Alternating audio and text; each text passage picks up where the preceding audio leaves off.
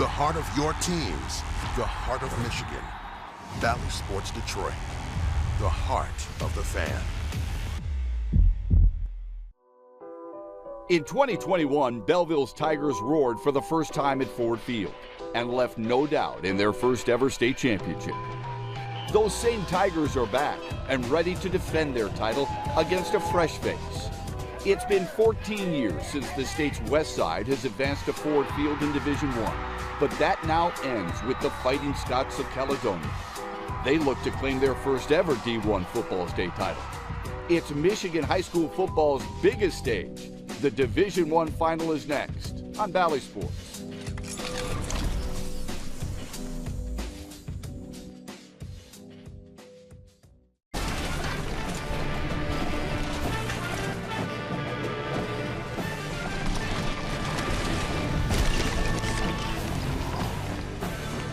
Time for the big boys to hunt and eat. Belleville makes a classy entrance into Ford Field to defend their Division I state championship, and they will do so against a team they have never seen before.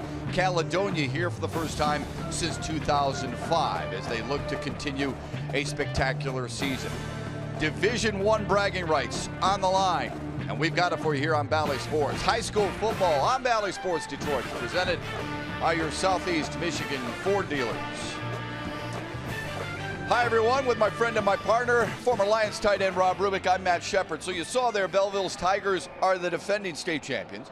Caledonia's here for the first time in 17 season. How much of a factor does that play here today? I'd say none. Really? I really don't think it is a big factor at all. Those guys from Caledonia, they don't care what happened in 2005, and Belleville really can't dwell on what happened last year because it really doesn't matter this year. Now, the bright lights and stuff, maybe the first 15, 20 minutes, you kind of get used to it, but the game's going to take care of itself. All right, we talk a lot about quarterbacks during our broadcast, and for good reason. They get to football every single time, right? And we have two very special talents at that position for each of these respective teams here today. Underwood for Belleville, McDonald for McKenzie for Caledonia. One is a Mr. Football finalist, and McKenzie and Underwood is a guy who's considered the best in his sophomore class throughout the country. Yeah, he really is, but Mason McKenzie of the two is truly the dual threat quarterback. Bryce Underwood has this ability, doesn't use it a lot, but you're going to see Mason McKenzie do it a lot today with his legs. He can go up top. He's a quality passer of the football. He can find people open. He can extend plays, and I say that all the time, but it's so important. And this is a quarterback that is physical in the run game as well, Shep. So he is a guy that keeps drives alive. Now the counterpart you look at, he is something special. We're going to talk about Bryce Underwood, number 19 for the Tigers. 6'3", 185 pounds. He is a sophomore. He has a big time arm. He can run the ball, as we saw last week when they took out Cass Tech, or the week before they beat Adams. This is a quarterback that has every big-time Power 5 school in the country drooling. He can throw the deep ball, and I think his mobility, which you're going to see here today because he's going to be forced to run a little bit. They used him more in the run game last weekend than they have in the previous 10.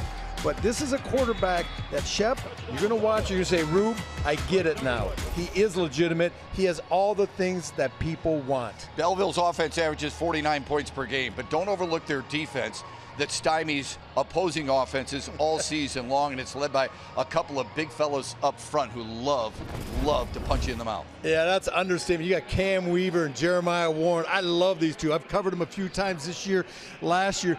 You do not run between the tackles on this team. If you're going to be a running football team, you better look at going outside zone, maybe off tackle, because if you're trying to run dive, inside trap, these two clog up the middle. You better get some Drano because it's going to be clogged by these two big fellas up front. Both these guys are physical and emotional leaders for Belleville, but don't forget, Caledonia's defense has been pretty darn good too. They shut out Clarkston a week ago. And this is one of the best running offenses in the state of Michigan with Ethan Clark, one of the number one, probably the number one running back in my opinion.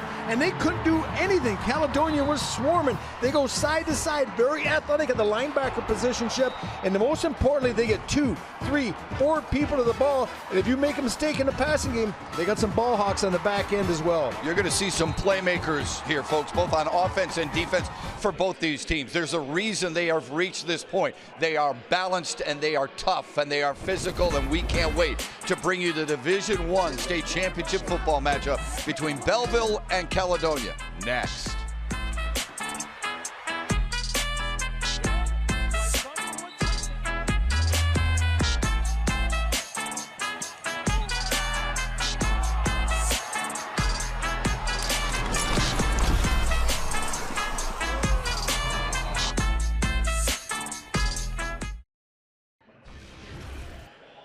First ever meeting here between Belleville and Caledonia, and it comes on the largest stage the state has to offer at Ford Field in the Division I state championship game. Rubes, you've seen both these teams quite a bit. What do you like about each? Well, I really like the speed aspect of Belleville. They attack the edge. They got a beast of a running back in Beasley. And defensively, we highlight the open ship. They got those 2 guys, Weaver and Warren, inside, which make it a nightmare for anyone. On the Caledonia side, I think Mason McKenzie is an outstanding high school quarterback.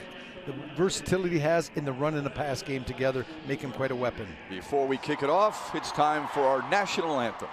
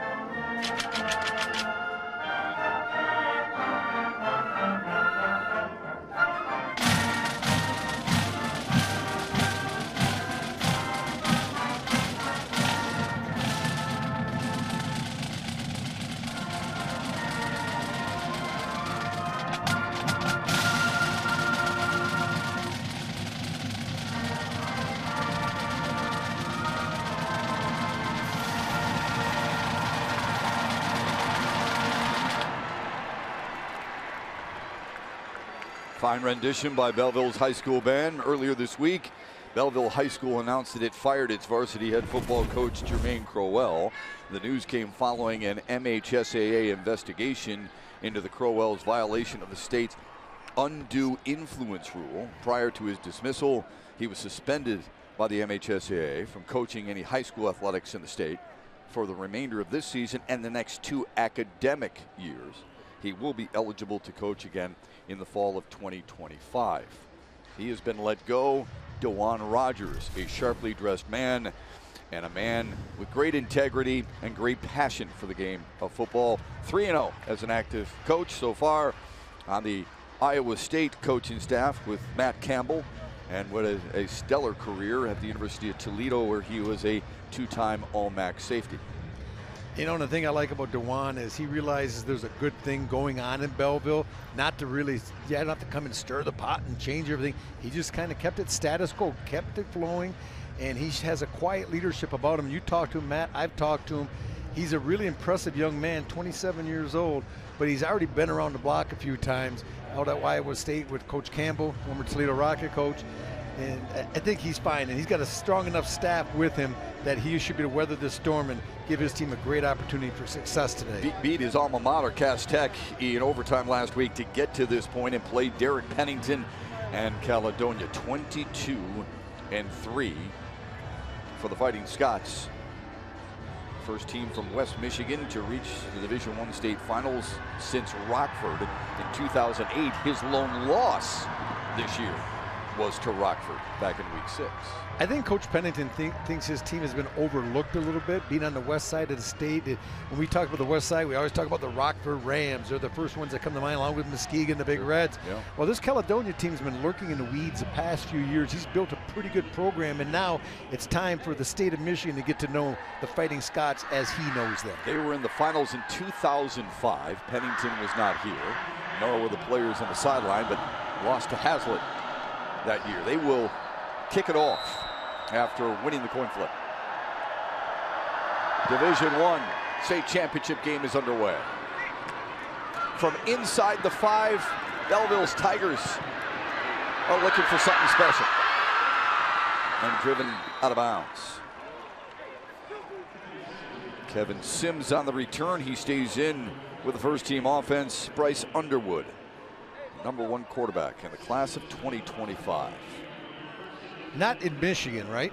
You're talking about in the country. Yeah. Pretty impressive. Michigan's been blessed. You also have Dante Moore, who you're going to see later on today from Martin Luther King, who's the #1 or 2 in his class of 2023.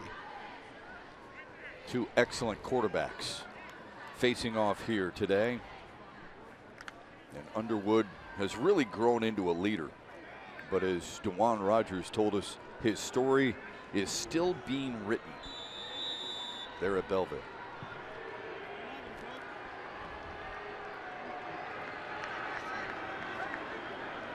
Pretty good runner, but throws it better than he runs it.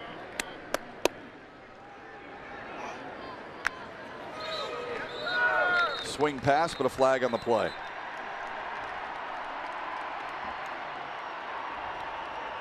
False start on the offense.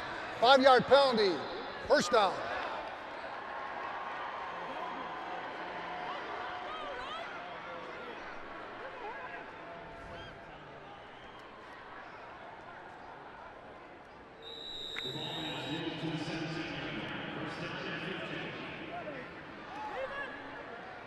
Behind the chains already, 1st and 15 for Belleville.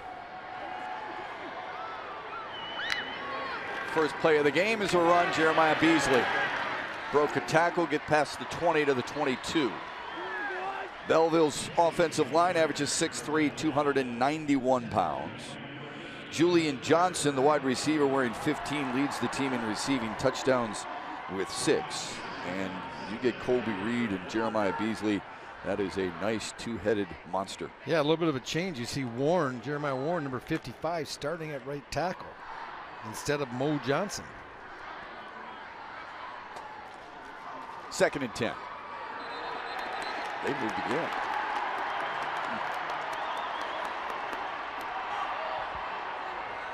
False start on the offense.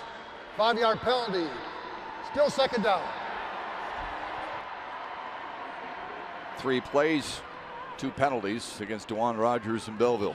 You know, Shep, I'm looking at DeJuan Rogers. He may be the only one in the building who looks almost as good as my partner. You got that suit and tie. You're sporting, looking good there. He looks a lot better than I do.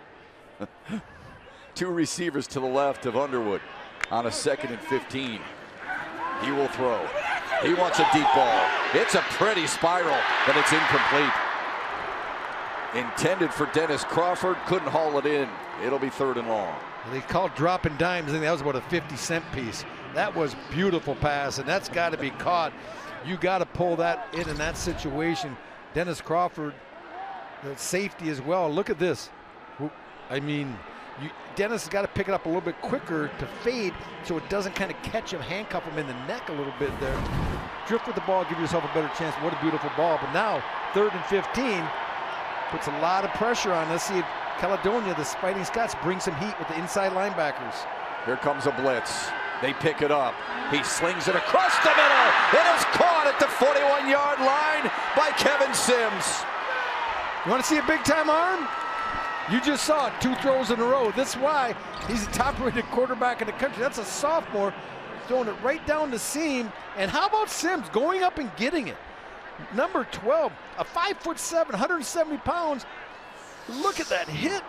Hangs onto the ball. Scary. And look at the vert. He went up and got that. He climbed the ladder. He's smiling, though. That's good news. That somersault landing right on his neck. Glad to see he's all right. On the ground. Beasley wrapped up at about the 48-yard line. Tackled there by Maddox Greenfield. Here's what they've got up front. Watch Derek Pennington, 32 in white. The coach's son is getting heavily recruited by Mac Schools. Really good player there. Blake Herron leads the team in tackles with over 72. Brock Townsend leads the team in interceptions with 5. Just giving up a lot of size in that defensive front. 2nd down and 4 for Belleville.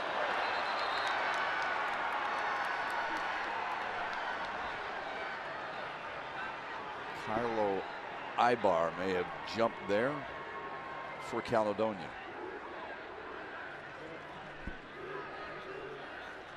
A lot of nerves here, maybe, huh? You look at that scene. That's 3 pre-snap penalties we've seen. 2 on the experienced team, Belleville. New reffing and officiating crew here in Division 1. Robert Check, the referee. False start on the offense. 5-yard penalty. 2nd down. Wow. So that's 3 false starts against Belleville. We called out Carlo Ibar, and Carlo Ibar was not the guilty party for Caledonia. It's Belleville with the infraction.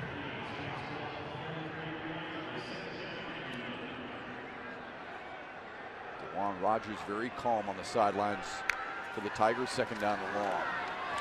They'll swing it out. And that's not going very far. Dennis Crawford held on to that one, but Caledonia's defense was swarming to the football, led by Alil Salih. Oh, this is Belleville just trying to get the ball in space to their athlete. It's going to be a quick hitch to the slot, and number 12, Jet King coming up, or 21 rather, in that situation. That's a nice job by Maddox Greenfield, holding him down. Doesn't make the tackle, Shep, but sometimes just slow him down, let everyone else come and make the play, and that's what Caledonia prides himself on, getting people to the ball in multiple numbers. Jet King with double-digit for tackles for losses. Incomplete on a slant route intended for Beasley, and Belleville is going to have to punt it away.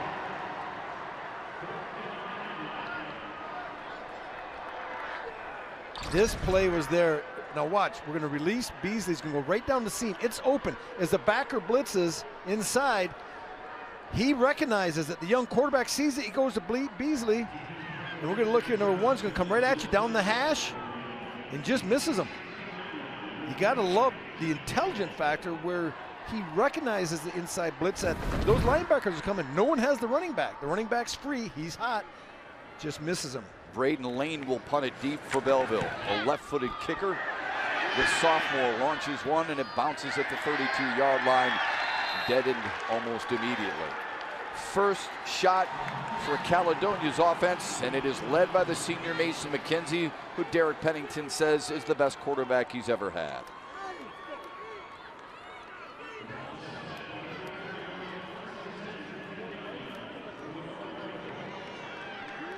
Sometimes, you know, the completion percentage not overwhelming at 49%, but 20 TDs to 5 interceptions. And you know, he plays in the OK Red in Grand Rapids with, you get some pretty good quality football teams with Rockford and Granville and Jenison. You got some big-time programs. Really calm leader. They will start on the ground and up the middle, and a really good hard run. That's well earned by Brock Townsend. Caledonia's offensive line averages 6 feet, 250 pounds. Carlo Ibar's a 600-pound squatter. So watch him get down and dirty. Justice Reed leads the team in receiving. Brock Townsend had that first carry. He was almost at 1,200 yards on the season. On the jet motion, slipping his way close to the 50 is Justice Reed. Here's the Belleville defense. Rubes highlighted Jeremiah Warren and Cam Weaver. Ronald Jackson and Lamar Fairfax up front, really good get off. Ralph Golden and Jeremiah Beasley and Joshua Beasley in the middle. And Dennis Crawford is one of those those seniors who are the young guys, according to Dewan Rogers, he tells the young guys to watch him work in practice because he is all out all the time.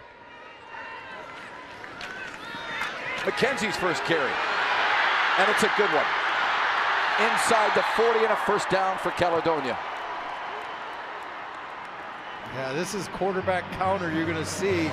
They're going to pull backside, front side as well. Let it go right here. Look at the nice trap block inside, and then a decisive move. It was clogged up at the hole, but he bounces to the edge, gets a great block on the perimeter by Evan Graham, number 20. Yeah. And you can see the lateral movement, the quickness that Mason McKenzie shows. What do you always say about the wide receivers? A little chicken fighting. That's all you need. That's all you do. Just shadow box, stay out there, stay in their way, and don't grab. 1st and 10 on the first drive for Caledonia. Fakes the jet sweep. McKenzie up the middle, lowers the shoulder. He's to the 30. Yeah, they're running a power read game with the jet motion. Some teams you can run it with just a back in the backfield. They're bringing the motion across, and he's going to read that defensive end. If that defensive end collapses or starts to widen with that jet, that motion coming ship, he's going to just tuck it and run.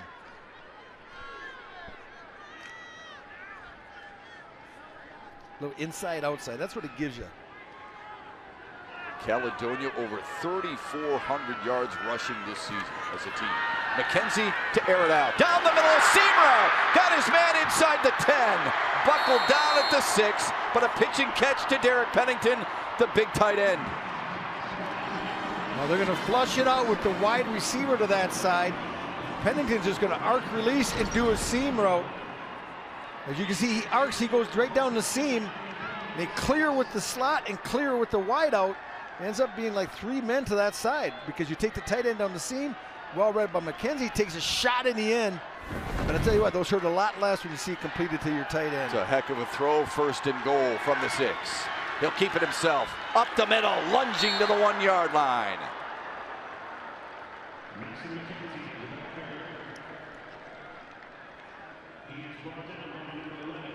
This is a team. You look at these two teams, one's a defending champ and the other one's a new one of the dance, and the new one of the dance looked pretty calm and composed in this first drive, don't they? Yeah, they sure are.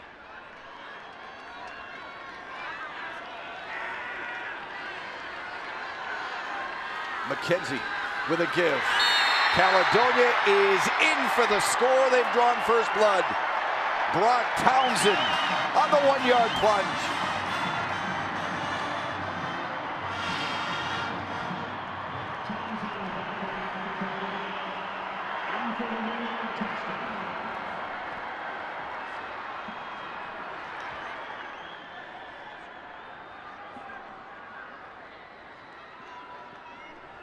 Luke Vogler is on for the extra point.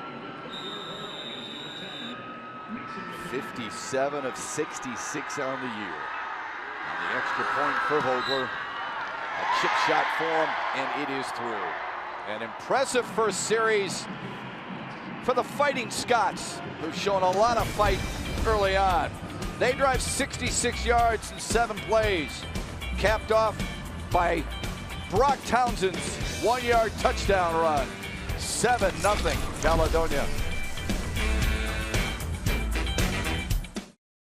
The athletic director's son has punched it in from a yard out. Caledonia has the early lead. Yeah, and there's a look at Brock Townsend, Shepard, you just said. But this is what happens. This is going to be a seam route by the tight end. You're going to see one of the wideouts come from the outside and flush it out. Now let it go. And that's going to draw the attention of the safety. You see, runs with the slot receiver, and then opens up behind, and the outside corner could not come over Shep because they ran a go route down the sideline with the other receiver. Really well designed. You flush inside, you flush down the sidelines, and then you just come right back and fill the seam with the tight end. That was the big play, but Rubens, that was a slingshot throw from Mason McKenzie, and then sets up the Townsend 1-yard touchdown plunge, a little bit more than 3 minutes. So funny you said that. You're talking to Coach Pennington, he says people underestimate how well Mason can throw the ball because he does run it so well, and we use him in the power read, the zone read, the jet read game that they do so effectively. But he said, we need him to throw. We can throw the football. He's the other thing he said. He said, look, our kids believe in him. And sometimes that's hard for one kid to believe in another on the football field. But Mason McKenzie has earned that trust and that belief, and for good reason. His numbers are impressive. This will come out to the 20. All right, what's the Rubik's Cube keys for both these teams today? Well, Belleville, I think is pretty simple. I know Bryce Underwood gets a lot of the love, but I think it comes down to the Beasley boy. That's that's big number one in the backfield, Jeremiah Beasley. You got to feed him. We saw him in the first series how physical of a runner he is. He can wear defense out. And on the other side of the ball, you got Weaver and Warren, baby. The two dubs, they get it done. They got to take that inside away, make it easier living for those linebackers to flow free. W2s, huh? So a well-oiled defensive machine. You know, I make those up myself. I don't have like writers like they do in the national level. I make those up. I still think your wife Deb helps you with them. But yeah, look, I'm going to give you a lot of credit. I mean, look, those are A+ Rubik's Cubes for sure. It's 1st and 10 for Belleville on their second possession.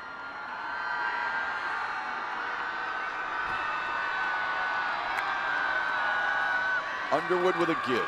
Up the middle, a good push for a few extra yards. We see what Belleville needs to do. What about Caledonia? What are your Rubik's Cubes to the Fighting Scots? How does Caledonia solve it? Yeah. Well, I think you look at Caledonia on the offensive side of the football, and it's all about the Bermuda Triangle, the three guys. When you got McKenzie, and you got Pennington, and you got Justice Reed, that they all get it done in their own way. They create havoc, and defensively, and you got to have that beehive. You got to fight. You got to buzz to the ball. And we saw that early on the quick pass. Underwood on a keeper. He's got room to the outside to midfield.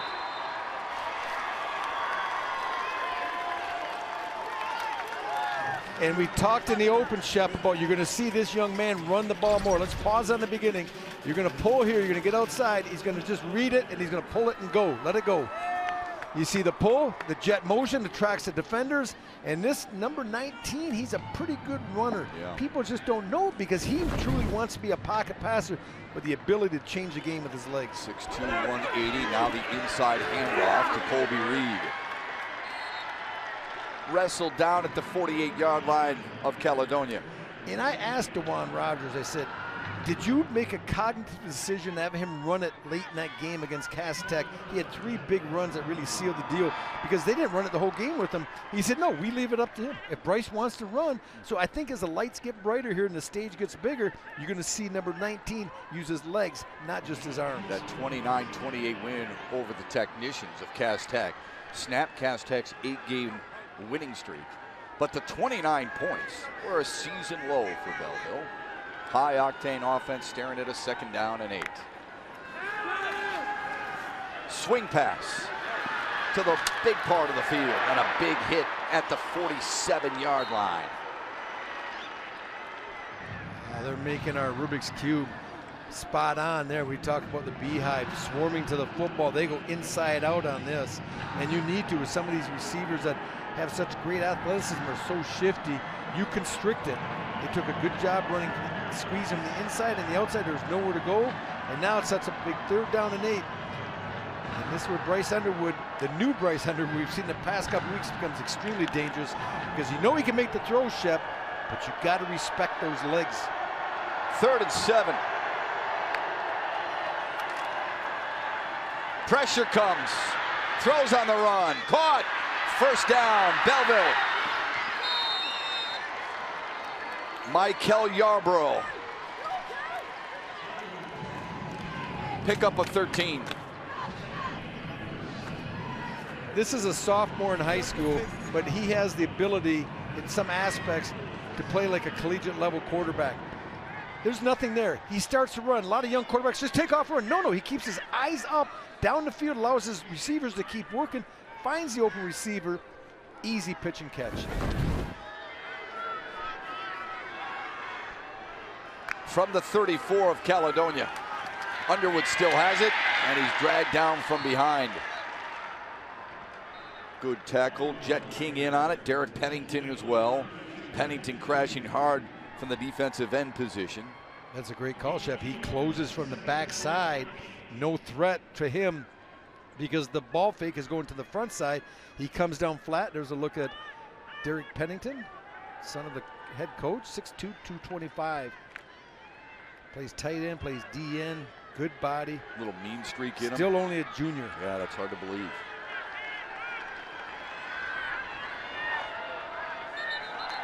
Belleville moved again. Is that Mo Johnson? They must have knocked Mo, number 72. False start on the offense. 5-yard penalty, second down. They knocked number 72 from tackle down to guard, and that's why you're seeing Jeremiah Warren playing tackle.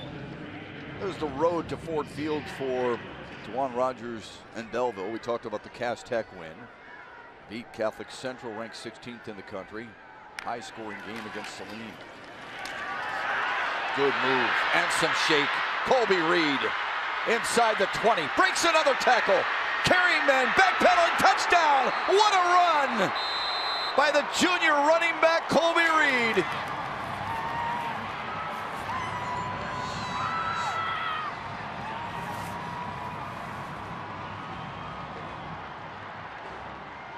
The first part of this was blocked extremely well.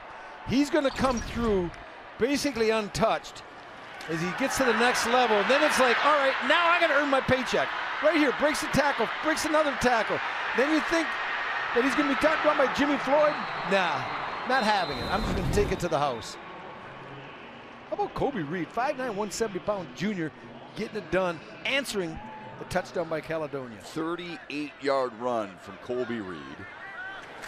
His 10th rushing touchdown of the year. The extra point is up, and the extra point is good. Caledonia scored on their first possession. Belleville scores on their second possession.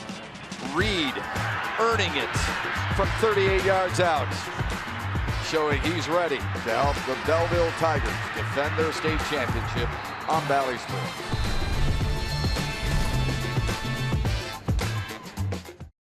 It was an important answer for Belleville's Tigers to drive 80 yards in 7 plays in a little bit less than 4 minutes to get the equalizer. And the scoring is going to be an inside zone play. Just offensive line, all stepping to the left, play side. What makes this play go is the cutback ability of Colby Reed. You watch, it's going to start to the left. All the linemen are stepping left. Let it go. And he sees a little bit of over pursuit inside. He cuts back, gets a little bit of a block there by number 55, Jeremiah Warren. But more importantly, after he breaks the tackle, number 55 is going to tell him where the end zone is. He starts pointing, no, this way. Come on, this way. All right, I did my job. He sure did. You know, Colby Reed, we talk about Jeremiah Beasley. He's the Beasley in the backfield. Yeah. They got a little, thunder and lightning going on. Number one's going to move that pile and punish people running the ball, and Colby Reed kind of just complements that with his quickness, his ability to cut back and really get to the next level. Those are the numbers entering today, and as Rubes mentioned, Jeremiah Beasley has been kind of that bell cow for Belleville, but Reed gives him that different type of dimension. They complement each other so well. Both home run hitters, catch the ball well out of the backfield as well.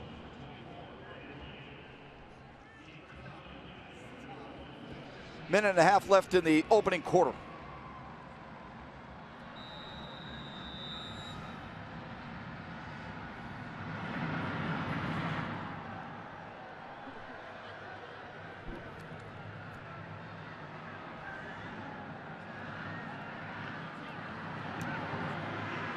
A line drive kick. Justice Reed from his 11. Broke the tackle and then wrestled down at the 32-yard line.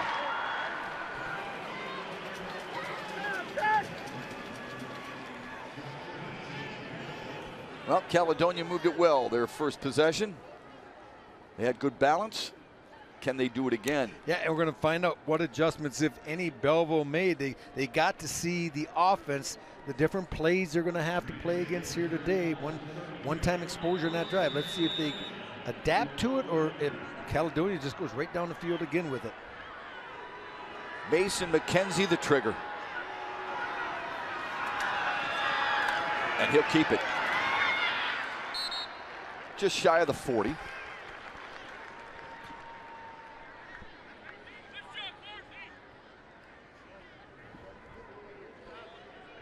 One of the bigger surprises in the playoff scores a week ago was Caledonia's ability to shut down Clarkston's running game and beat them 21-0. They beat Grand Ledge in the regionals and avenged their lone loss by beating Rockford by a point in the district finals.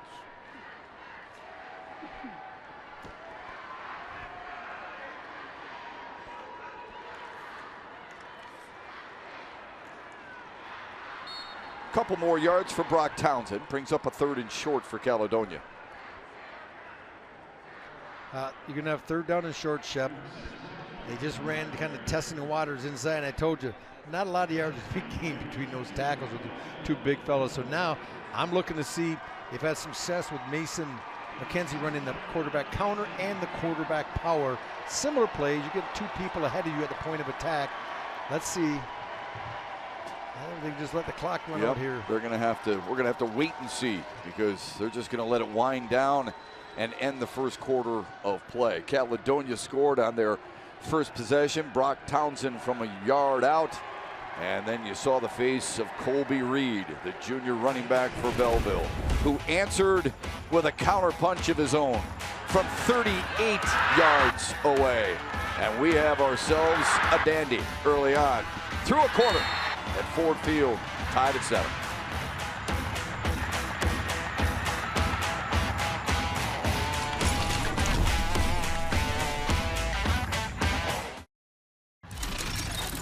It was an exhilarating comeback win for Belleville in the state semifinals last week in Novi, beating Cass Tech in overtime 29-28. Bryce Underwood punching it in and punching his team's ticket for the chance to defend their state championship, beating the Technicians by a point and setting up the matchup with Caledonia. Rob Rubick, you were there in Novi last week. You called it on our air on Bally Sports. What impressed you most about their ability to come back against Cass Tech? Well, that's what we talked a little bit in the open tonight. Bryce Underwood's legs, the ability to run the football. He didn't run it in the entire game, Shep, but in that last drive, he had 3 runs that really got the team the victory.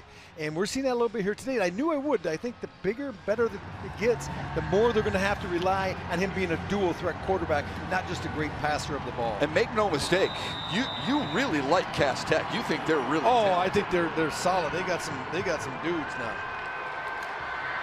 McKenzie past the 45, enough for a first down, and Caledonia keeps possession.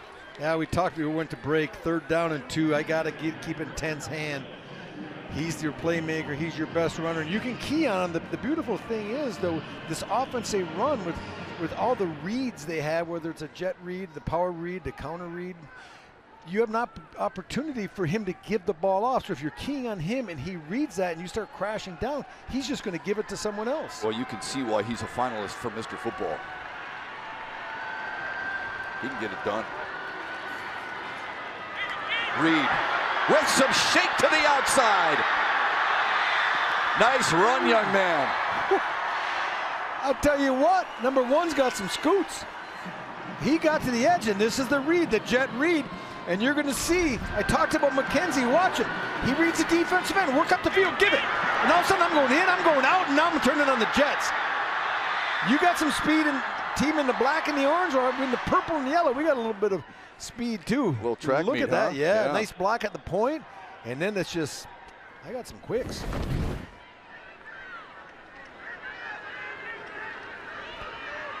No trouble moving the ball so far for Caledonia. McKenzie, he is slick inside the 20.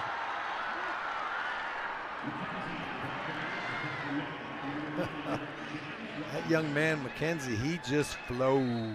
He is like butter. He just oozes through that line.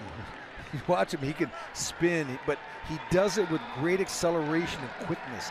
He's not like he's a dancer. He gets there and starts shaking. He just makes all his moves heading north and south, gaining ground.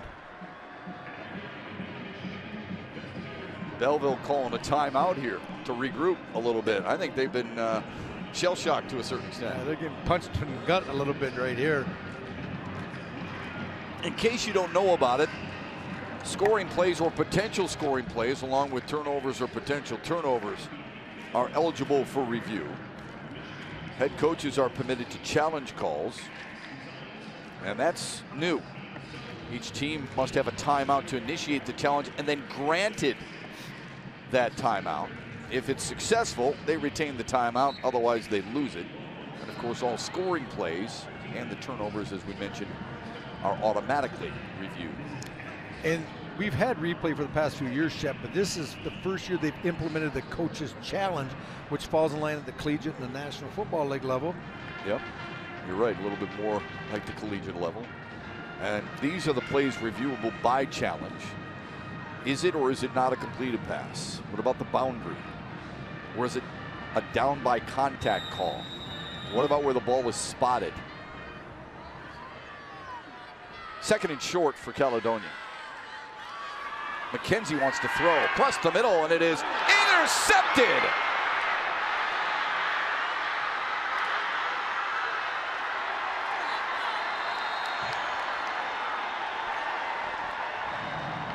You know, sometimes coaches, you overcoach yourself.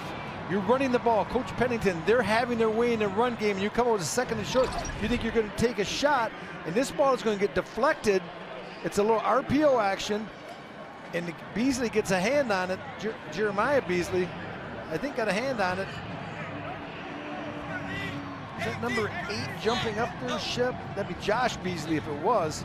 That is. And what a nice grab, taking it right off the turf. Great hands by Adrian Walker, huh? Yeah, number 2, Adrian Walker, there reaches down and grabs it. But man, you're just running the ball at will. You're killing them. 8 yards of play. And sometimes you get a little impatient when you're calling the plays. You try to take that shot. And it's also a really good defensive play. Yeah. I mean, we're talking about maybe you don't go there with the call. There's going to be another motion. That's big number 72. Here's the problem. When you're Mo Johnson, you're 6'6", 290. On the offense. 5-yard penalty, first down. And you move, people see that. It's not like a 5'6" guy, kind of wiggles a little bit. You're 6'6", 290. You move, half the field moves with you. Right. That's the 5th, count them 5 false starts against Belleville already here in the first half.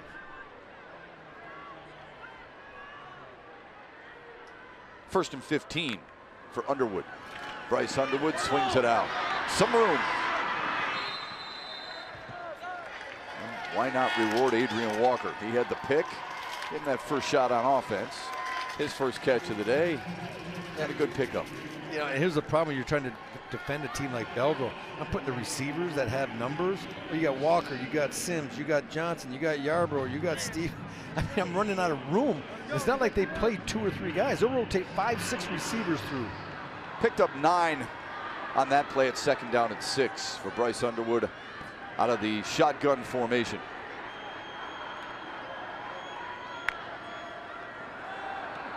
Across the middle, and then incomplete. Looked left, actually threw right. And incomplete to bring up third down. I believe that's just miscommunication. He's looking outside. He's trying to get the ball to Mikel Yarbrough, and Mikel breaks in. The ball was thrown out. I think he thought he was going to do an outside stop and maybe a back shoulder throw. Yarbrough started bending it inside too much. So now third down and 7. Let's see. This is where Bryce Underwood's done a nice job of, if there's any pressure, moving the pocket himself, but still keeping his eyes down the field, letting his receivers work open. Belleville 2 for 3 on third down so far here this afternoon. Underwood, flush from the pocket, rolls wide side, puts it in his left arm. He's wrapped up, but not before he gets the first down at the 32-yard line.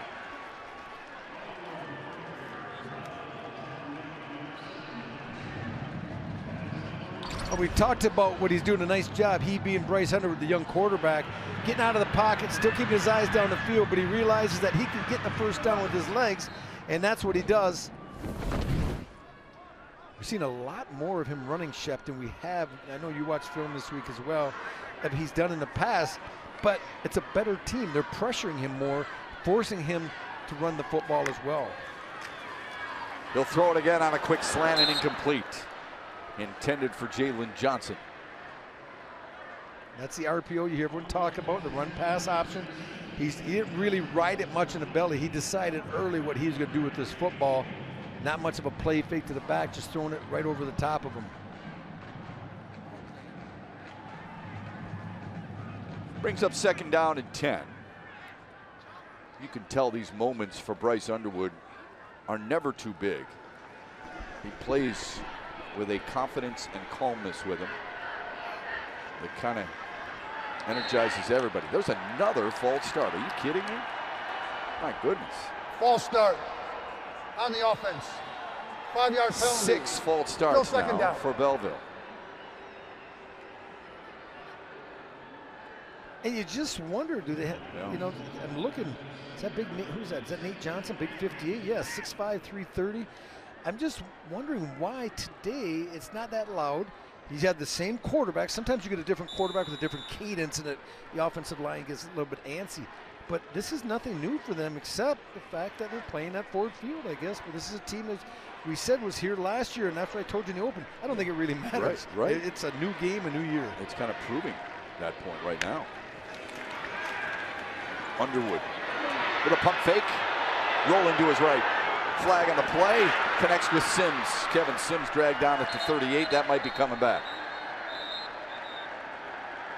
Whenever a quarterback gets flushed out of the pocket and he spins out of there, the offensive linemen, they have to protect so long, and their defenders starting to get away from them. And we're going to look at number 55, Jeremiah Warren, up on the high side. He's got the jersey. Then he gets a hands underneath. 10-yard penalty, second down. You know, that's really due to a pretty good pass rush by Tyler Bird, number 80, forcing Jeremiah Warren into the hold. Kevin Sims remains down. He was on the receiving end of the pass. You know what's ironic, not ironic, I guess, strange about this? Kevin Sims jumps about 3 feet in the air, gets spun, lands on his head.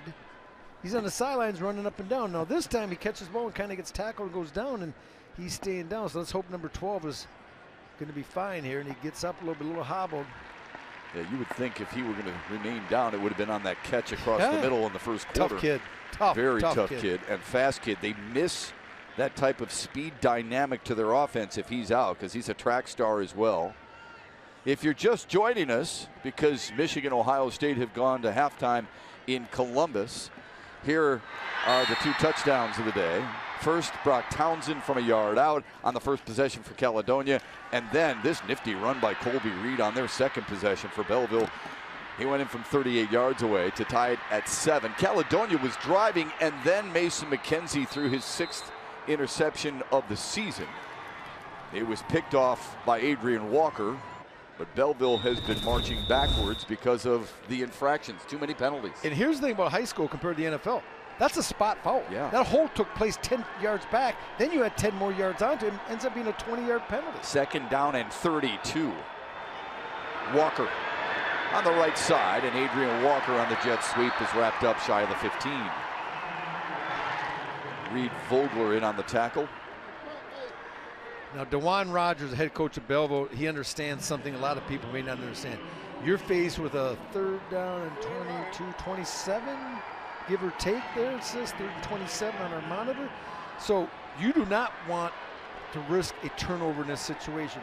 And if you want to put the ball in the air, you either throw a short screen, try to get a guy in space, maybe even a short hitch outside, or the opposite, you throw a 50-yard bomb and let your guy on a 50-50 ball.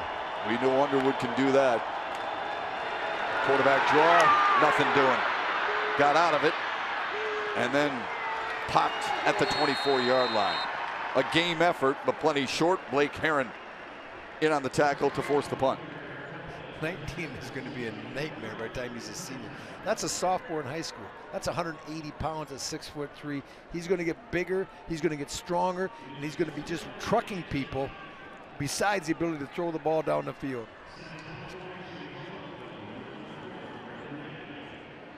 Belleville will punt it away. Jimmy Floyd is back deep for Caledonia at his own 44-yard line.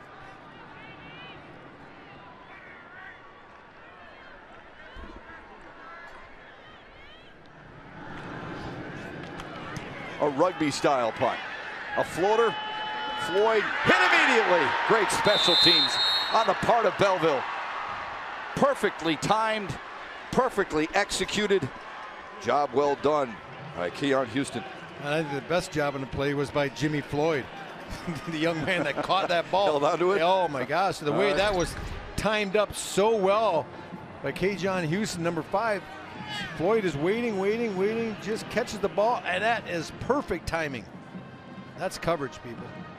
Look at that. What a great play, and hats off to Jimmy Floyd for hanging on. In perfect form. Now let's see if they get back to what they do well, and that is the read game using Mason McKenzie. Under 8 minutes to go in the half. Justice Reed close to the 45. That's a win, Shep. That's 6 yards on first down. That's a great opening play to this drive. No, Derek Pennington told us, got to get the ball into the hands of Justice Reed because of his ability to change direction and add that speed element to the offense. They've made a conscious effort so far here in the first half. They split him in the slot on the left. 2nd and 4.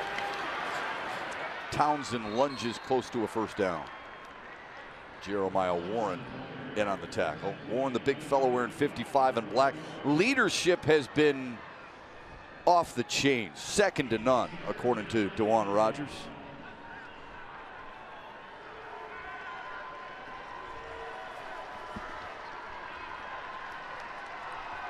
It's 3rd and short for Caledonia.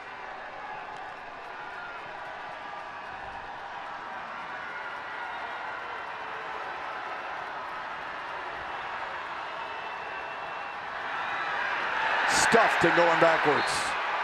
Townsend had nowhere to go, and it's Warren right in the middle of it. Let's take a look at thing 1 and thing 2 in the middle. Right here, 50.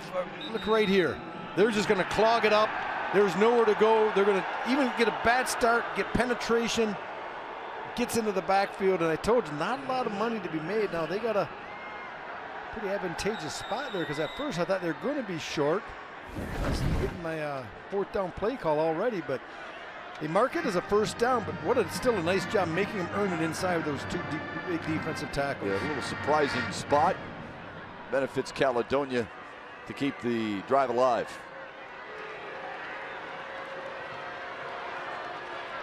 Mason McKenzie, a Mr. Football finalist, keeps it and gets to midfield. Dre Thomas, wearing 0 and black, the sophomore, came up with a big hit. Forced a big fumble last week against Cass Tech on the first possession in the 3rd quarter. There are people talking during the course of the week, friends of mine, coaches I know, and they're like, is this going to be a blowout? Is Belleville just going to run them out? And I said, you know what? Any team that can stop Clarkston's run game, which Caledonia did, they're going to have a good chance against this Belleville team. Belleville's a run-first team as well. They swing it out to Reed. Still on his feet. You see why they want the football in his hands? Inside the 40, he is slippery. And he is fast and he is dynamic. We're going to see this. A nice job getting the ball out quickly. In this type of play, what you want to do if you're the quarterback, get it to him as soon as you can. Don't allow the defense to break up. Let him get it with a little bit of space, because with that type of ability, he can take a little bit of space and make it into a lot of space. Any idea, like we talked, did you hear anything like any offers that this young man has? Because if he hasn't had any, I'm calling Matt Mitchell or Grand Valley and say, hey, there's a kid in your backyard you need to get. McKenzie inside the 35 to the 34-yard line with under 5 minutes to go in the half.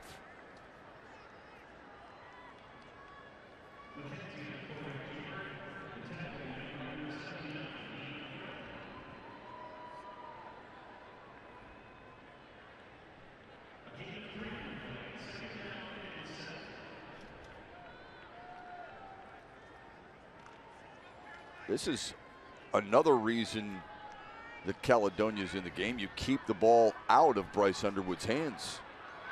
You keep Belleville's defense on the field. McKenzie up the middle with some room. Left side. Close to the goal line. It'll be 1st and goal for Mason McKenzie and Caledonia. Dennis Crawford saved a touchdown, but not before McKenzie gained 33. You have to love the way he accelerates through a hole. That's 10 and white, Mason McKenzie. Now you see me, now you don't. As I just accelerate down the sideline, tries to pick up a block at the very end by Caden DeHorn, but just can't quite get enough of them. And now they're cooking with oil here on the 1-yard line. Townsend from a yard out, shoved in by McKenzie. The second 1-yard touchdown plunge by Brock Townsend, and Caledonia's back in front.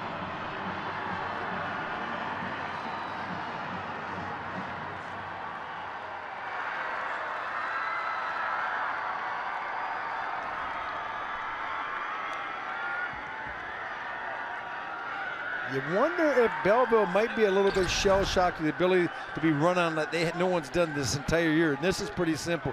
That's just mano-a-mano, helmet on a helmet inside. You get the big back and Brock Townsend. And then McKenzie gives him a little shove. I'm not sure how much that helped. It might have made me trip. He just gives him a shove. He's like, hey, you're supposed to do that once I get stopped. Don't you try to get the tackle. It's like he's playing human shuffleboard. Coach Rogers right now talking with maybe Coach Sheridan, Bill Sheridan up in the booth, the defensive coordinator. I don't know what is the issue with this defense right now. Extra point academic from Luke Vogler. Caledonia responds just like Belleville did. A second rushing touchdown for the Fighting Scots, who travel 61 yards in 8 plays to reclaim the lead.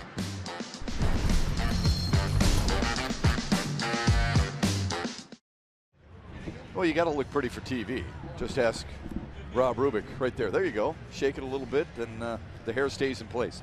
Coming up at the half, Lauren Plant of State Champs joins us to handicap the race for Mr. Football and the Anvil Award. We'll preview the upcoming Division 5 state finals between Frankenmuth and Gladwin. Rob Rubick's got some really good thoughts on that. He's excited because those two teams are relatively new, and of course, Rubes will break down this first half of play that's been impressive, led by Mason McKenzie of Caledonia. He is a finalist for Mr. Football. Who will win this award, Rob Rubick? I don't know who will win it, but I know who should win it, in my opinion, if they win this game. This man, because this team has done way more. They've exceeded expectations compared. We know what Dante Moore is. You know he's a great quarterback. Brady Drogish, his team coming in, we knew they were going to most likely be the state champion Division II since early in the season. That's a really good football team everywhere. And Cole Cabana, for Dexter, you know, he helped them, don't get me wrong, but I think number 10 does more for this team than anyone else does. And if that's what the award is given, now, who's going to be the best college player? Is that what the award is on? I don't know, Shep. It's kind of like the Heisman. It's never, the criterion has never been super clear to me. But I just think Mason McKenzie, if they get a win here somehow today, he has to be, to me, the favorite. I'm still asking and waiting for who's going to win it. I want your answer. Can I, in the fourth quarter, can I give it to you? If I know Sure, who's going to win? Okay. Sure, I'll let you do it. Yeah. Although I'll tell you this, Brady Drogosh, yesterday, you talk about a game. 5 touchdowns, 3 rushing touchdowns, 2 passing touchdowns. He was unbelievable in that win for De La Salle to win their 2nd consecutive state championship. Here's the other thing we know. 19 in black, Bryce Underwood. In 2 years, will be on that list. No kidding. Oh, well, Dante Moore, I mean, when you started the year, it was almost like it was who's going to be runner-up to Dante Moore in that award. But the way the season's unfolded, new people have, you know, stepped their game up and have risen. And the guy we're watching here today, and, you know, you can't count out the sophomore either. He's a tremendous player, in Bryce Underwood. On the ground, and that didn't fool Caledonia. Blake Herron all over it, along with Derek Pennington. Well, this is a great opportunity. This tells that Bryce Underwood has not done the read a lot this year. If it is, it's predetermined. Now let it go a little bit. Let it run, let it run, let it run. Stop it right here. So he's got to be able to read this. Now a little bit of a cat and mouse, but it looks like he's going to close down. If he closes, you got to pull it. He gives it, and just a nice job coming from the defensive end by Pennington. That's really a good job by Pennington. He didn't really super commit to either. 15 tackles for losses during the year for Derek Pennington. Underwood forced to throw. Down the near sideline and incomplete. Intended for Jalen Johnson. What is Caledonia doing to kind of minimize the effectiveness of Bryce Underwood through the air? Well, they're playing a lot of, I'd like to say 2-man, where the safeties are going to be splitting half the field. They're manning with the corners, running with the receiver, Shep, but then it becomes like a double when the safety comes over the top to help, and it's leaving that little window high into the outside, but they've been unable to connect on it.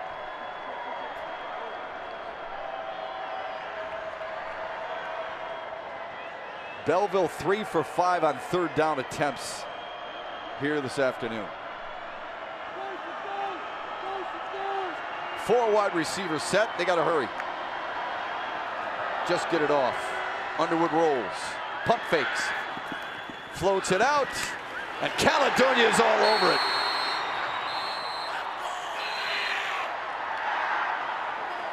Mercer. That defense is flowing side to side, and Derek Pennington has led them the entire way. He's hurt too.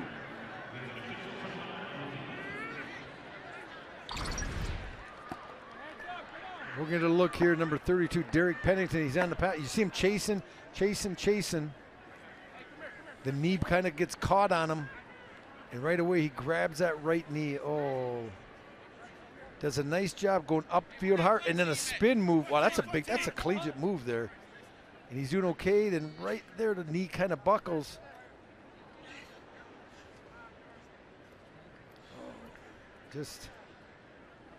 Boy, he is such a good player. He is such a dynamic player and such an important player for this team, offensively and defensively. Well, he's part of the Bermuda Triangle that we highlighted in the open. He is just invaluable. You know, and the dad, to his credit, Coach Pennington, I'm talking about his son because I knew his good son was coming in, or so good coming in. I talked to some other coaches, and I would say he downplayed his own son. But he said, yeah, he's a good player. I said, well, he's had any offers? Oh, yeah, he's got MAC offers. I'm like, well, then he's a really good player. He's got MAC offers. I said the same thing. Yeah, I'm like, oh, okay, he's got MAC offers. Yeah. You know, I had mac and cheese offers coming out of high school.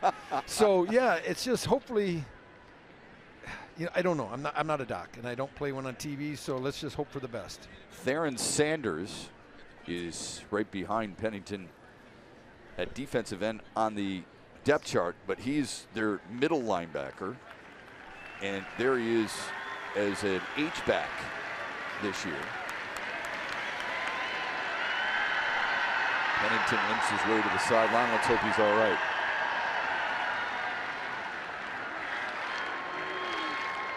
Belleville going to be forced to punt it away on 4th and 9.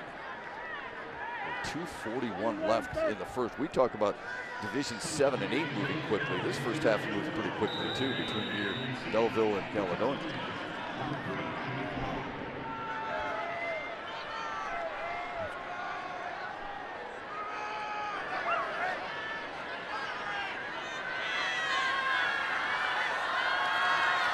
Jimmy Floyd back to receive the punt. It's a ground ball and he'll field it. Made a man miss. Into Belleville territory and shoved out of bounds near the 40. Dynamic return from Jimmy Floyd. Caledonia a chance to add to their lead. A 22-yard return. When it looked like there was nothing there, Floyd looked like he had soap all over his uniform to get away from defenders. Now a message from your Southeast Michigan Ford dealer.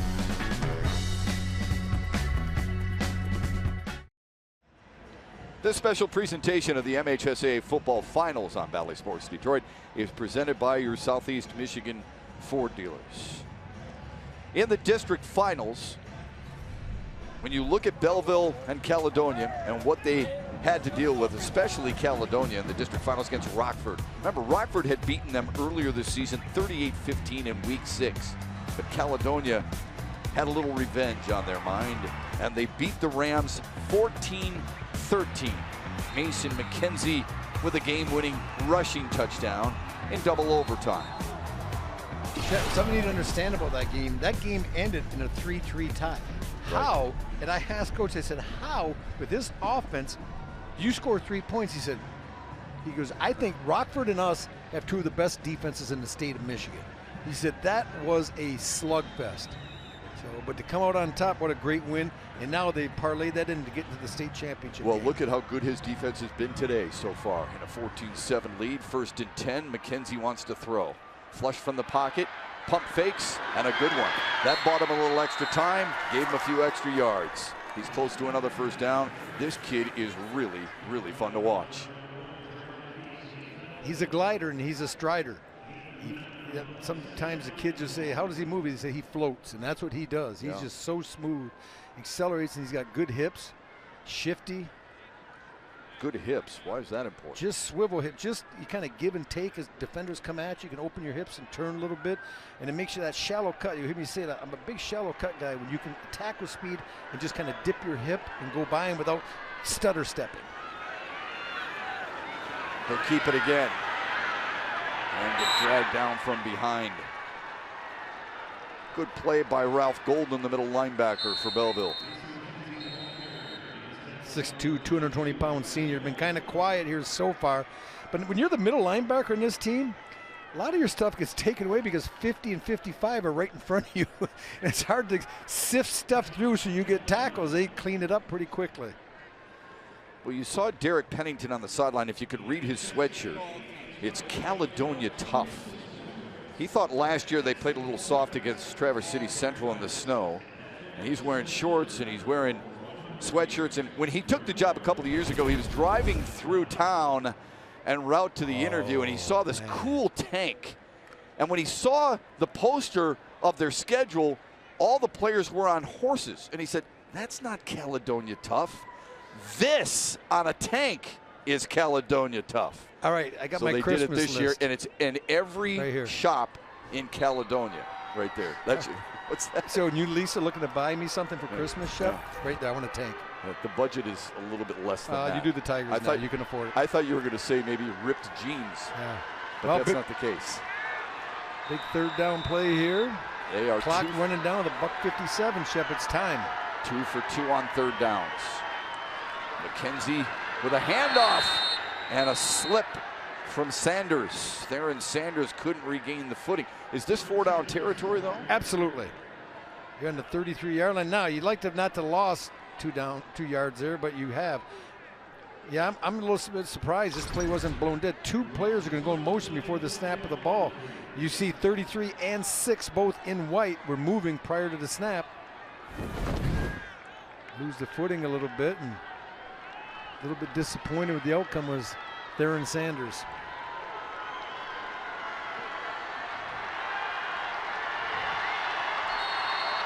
Took a timeout, good timeout, good timeout.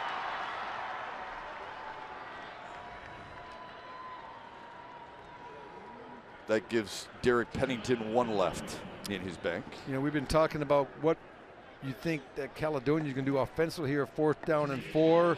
You know, what are you going to call? But, you know, you also have to look at defensively. Belleville, they're facing a 4th down and 4, trying to get the ball back with a minute. And there's a good look at Mr. Bill Sheridan, former teammate of mine, actually at Grand Valley State. He's a 40-some-year coach, been in the NFL, I think, for 15 years, defensive coordinator for the Tampa Bay Bucks, for the New York Giants, a linebacker coach for the Lions. He's been at a couple of the military institutions, Michigan State. And I knew he was going to be a coach. When I played against him at Grand Valley, he was an outside linebacker, and I was just a young, skinny tight end. And in practice, he would coach me. He'd say, you're overstepping, Rob. Take a shorter, controlled step. Don't open your hips so much. Keep your head up. I'm thinking, what are you doing? I'm trying to block you. And he was coaching me constantly, but ultimately it paid off. 4th down call, McKenzie. Pressure comes, and down he goes at midfield. That's the key play, Lamar Fairfax.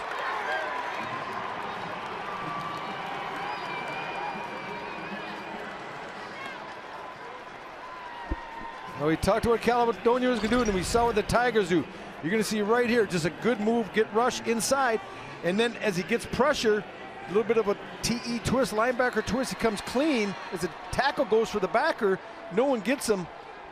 And when you're Mason McKenzie, you guessed wrong, because he tried to spin to the outside, and that's right where Fairfax was coming from. And that's a huge play, because not only it's a turnover on downs, you lose 15, 20 yards. Now this high-powered team with a big-time quarterback has a chance to get points on the board with still 2 timeouts and 1:12 remaining. They need to go 53 yards to even things up. Swing pass.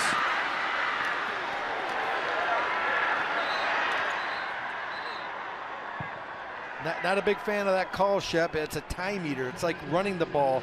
You're just you know, you're going to not get out of bounds. Now, if you're going to do that, you need to clue your receivers. Say, listen, get a couple, get out of bounds, stop the clock, because that clock continues to run.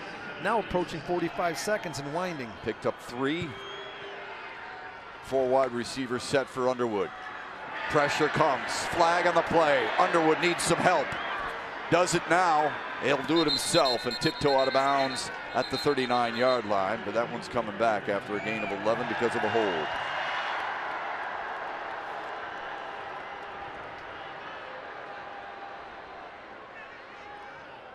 That's a tough one. Now Underwood does a nice job scrambling out and moving the chains. But I'm not sure. It might be Casey Gordon. Holding on the offense. Number 56, 10-yard penalty. Second down. Yeah, it's going to be Casey Gordon, 56. They're going to bring the linebacker on a run through, and he's going to get grabbed right in the middle of your screen, 56 in black. Yeah, he just grabs the linebacker enough. You know, here's the deal. That's a penalty that really was a penalty, because if he doesn't grab him and slow him down, I think he gets a sack on Bryce Underwood. I don't think he gets out of the pocket. But that sets you back a lot now with 36 seconds and 2 timeouts. Well, they brought you got to take some chunk plays. You got to take a shot. They brought Theron Sanders there. Remember, they're trying to dial up some pressure with the loss of Derek Pennington with the injury. Underwood from the pocket down the middle of the field. He's got his man at the 40-yard line. Sweet pitch and catch from Underwood to Adrian Walker, a pickup of 23. See, in this situation, you don't have a great kicking game. They beat Belleville. So in this situation, I would use my timeout too. Pennington now back on the field for Caledonia. Good news for the Fighting Scots. The reason I use my timeout, Shep, is that you're still on the 40. You're not looking at getting 15 or 20 yards and then set up for a field goal. And we're going to look here on the high side. Just a nice job working to the middle of the field. And look at that ball. Look, that's a beautiful throw. Here's Underwood stepping into it. Good protection this time. He's able to find Adrian Walker on the little, it's not quite a crossing route, it's just kind of a bend inside. You let the quarterback bring you in with his throw, well executed. Now you're on the 40-yard line with 30 seconds. You have 1 timeout remaining. You have to take some chunk shots. You want to be able to get close enough where your last play or two, you're throwing from maybe the 20 or in, so you don't have to just kind of heave it up into the end zone. But you can still use the middle of the field. Yeah, you can still use middle of the field, especially in high school, because it's going to stop the clock if you get a first down, and then you probably come up and spike the ball. The big fellas up front right now, you can't hold. You've got to keep your hands active, the offensive line. Don't grab. If you get beat, you got to let Bryce Underwood try to take care of that and make a miss in the backfield.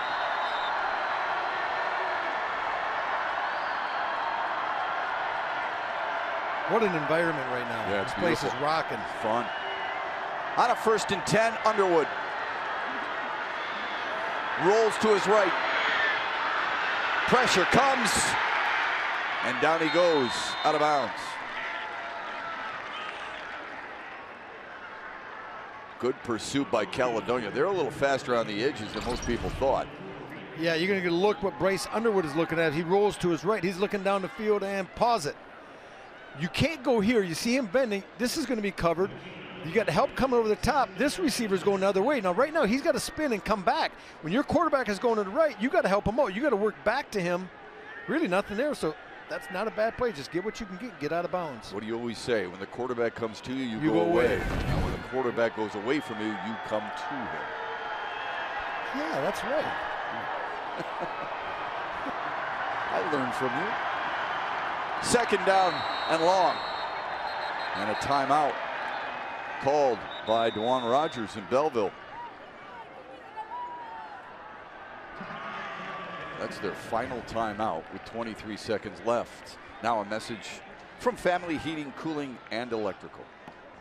For over 50 years, your family has trusted Family Heating, Cooling, and Electrical. Call Family Heating and Cooling now for all of your family's heating and cooling needs. Visit FamilyHeating.com today. Dewan Rogers has been preaching to Belleville. They're physical. They're going to wear people down. What's he preaching to this huddle right now with now no timeouts and just 23 seconds left in the half? I think he's telling his offensive line, like we were talking about, Shep, is you can't get a holding call here. You can't get a penalty in this situation to move us back, because then we get into just throwing up a Hail Mary. Yeah. We need 20 yards. give us 20 yards on the play, a deep cross, maybe a comeback, something on the outside. When we get 20 yards on the chunk play, we can come up and spike it, and then we're going to have 2 or 3 chances to throw into the end zone to maybe get a touchdown. Because I think as far as a kicking game, you're looking at getting inside the 20-yard line to have a legitimate chance. You see his offensive coordinator right there, Kyle Short, talking to the offense. Juan Rogers says Short has given his team a different mentality. Played quarterback at Rockford, coached at Hudsonville. Short helping out. And where do you attend college at? Grand Valley State. They're playing today. Up 7-0 in Allendale against Northwest Missouri State in the Division II playoffs. 2nd down and 10 for Belleville. Down by 7. Underwood with a clean pocket. Down the middle of the field. It is caught inside the 15-yard line. Another beautiful throw. Dennis Crawford holds on for a pickup of 26. Talked about getting a chunk play to give you some chance. I would spike this. 15 seconds left. He does. And now, it's exactly what we said. Now they're going to have 2 to 3 plays to throw it into the end zone. We'll get 5 more yards. I think Caledonia was offside. And they should put time back on the clock, too, because an offside in high school is a dead ball. If you're defensive offside, that should be blown dead.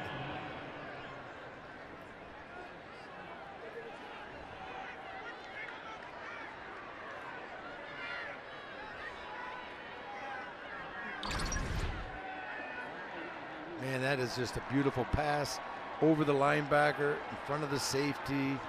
Not a huge window. Encroachment on the defense. 5-yard penalty. First down. Moves it to the 7-yard line. Yeah, to your point on that throw from Bryce Underwood, I think that's the most difficult throw for a quarterback. Yeah, because you got to kind of stick it in there hard with a lot of tempo, but yet it has to have just a tiny bit of touch as well. It's a real finesse throw. You're right, Rubes. They're going to put 4 seconds back on the clock. So making it 18 seconds left in the half.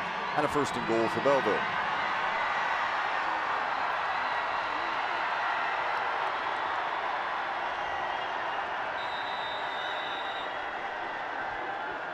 Now Belleville with no timeout, Shep. You got to get it in the end zone. You got to throw it or get out of bounds, one of the two. Off play action, touchdown. Beautifully designed, and Adrian Walker on the receiving end of that Underwood touchdown strike.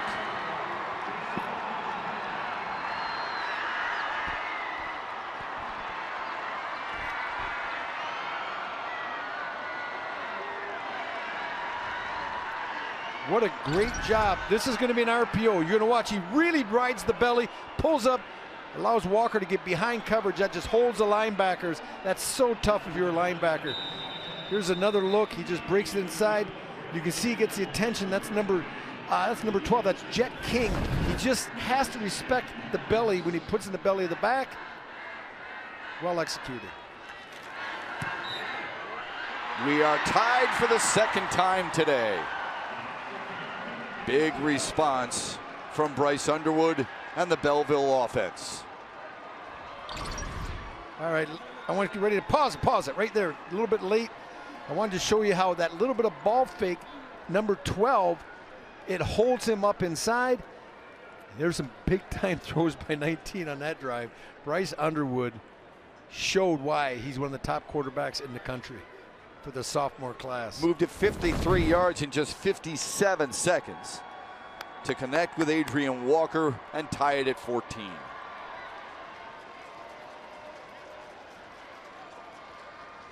Well, we had a great game to start this championship Saturday in Division 7 with Jackson Lumen Christie coming back to beat Traverse City St. Francis, and this one has been just as good. There's the quarterback comparison between McKenzie and Underwood. McKenzie better on the ground, Underwood better through the air. The INT that McKenzie threw, that's not a quarterback INT. I mean, sometimes it's a quarterback's fault, and sometimes it's just the game. It's a game interception where a guy tips the ball, makes a good play, and then the guy makes a great interception on the back end. There's no blame to be placed in that situation, I believe. Remember, Caledonia did kick off to start the game, so they'll get the football to start the second half. Braden Lane, little squitter. Reed wrestled down at the 25-yard line with just 7 seconds remaining.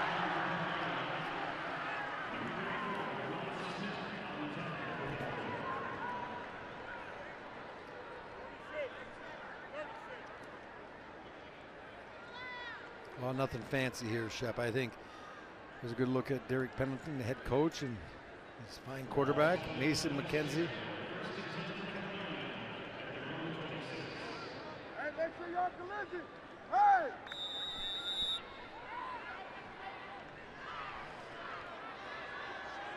Take a shot or take a knee? What do you think? No, I'd be conservative. The knee. Yep. In that situation, Shep, there's about 99 things that could go bad, and maybe one that could go good. Risk reward. It's a dogfight, Rubes. A dogfight here in Division I.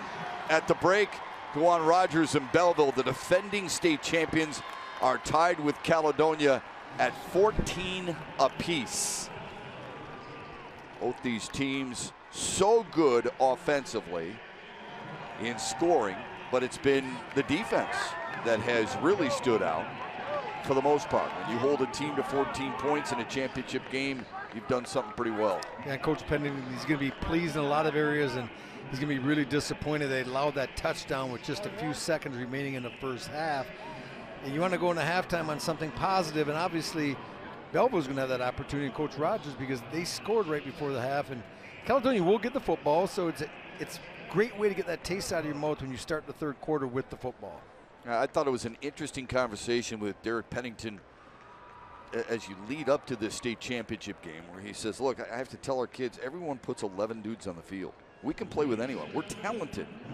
But let's face it, teams like Belleville on this side of the state get a little bit more attention and recruiting attention. But we've got plenty of kids who can play the game of football. And they have shown that so far. They've got great confidence. Derek Pennington does as well. With Rob Rubick, I'm Matt Shepard. Coach, we appreciate the time. Your thoughts on the first half and what you liked about what your team did. Coach, Matt Shepard with you.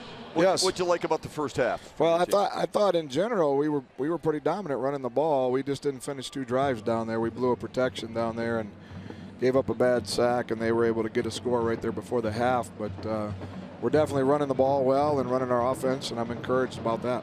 Coach showed a little bit of leakage on the back end in that last drive, and obviously Bryce Underwood's a tremendous quarterback, and he made some big-time throws. Anything you can do coverage-wise to tighten that up in the second half? Well, we got to sink. They run a lot of glance and slant routes, and we got to sink underneath those a little more. So we were actually hoping they were going to throw the slant down there and didn't sink under it like we would hope we were going to do, and how we coached our kids. But at the end of the day, it's 0-0.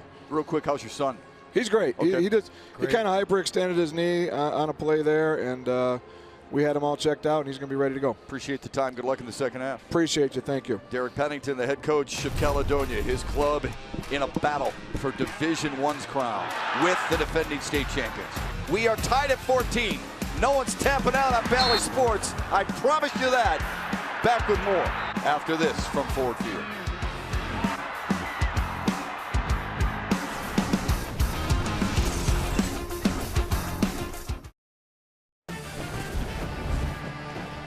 Outside of the state championship trophy, this is the most coveted trophy for any football player in the state of Michigan.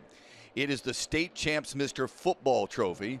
It is on display here at Ford Field because soon we will know who will win that coveted trophy, like Dante Moore won it a year ago. Lauren Plant is in charge of state champs, and a big deal coming into this weekend is that trophy and the Anvil Awards that we'll get to first. This has been a great weekend so far.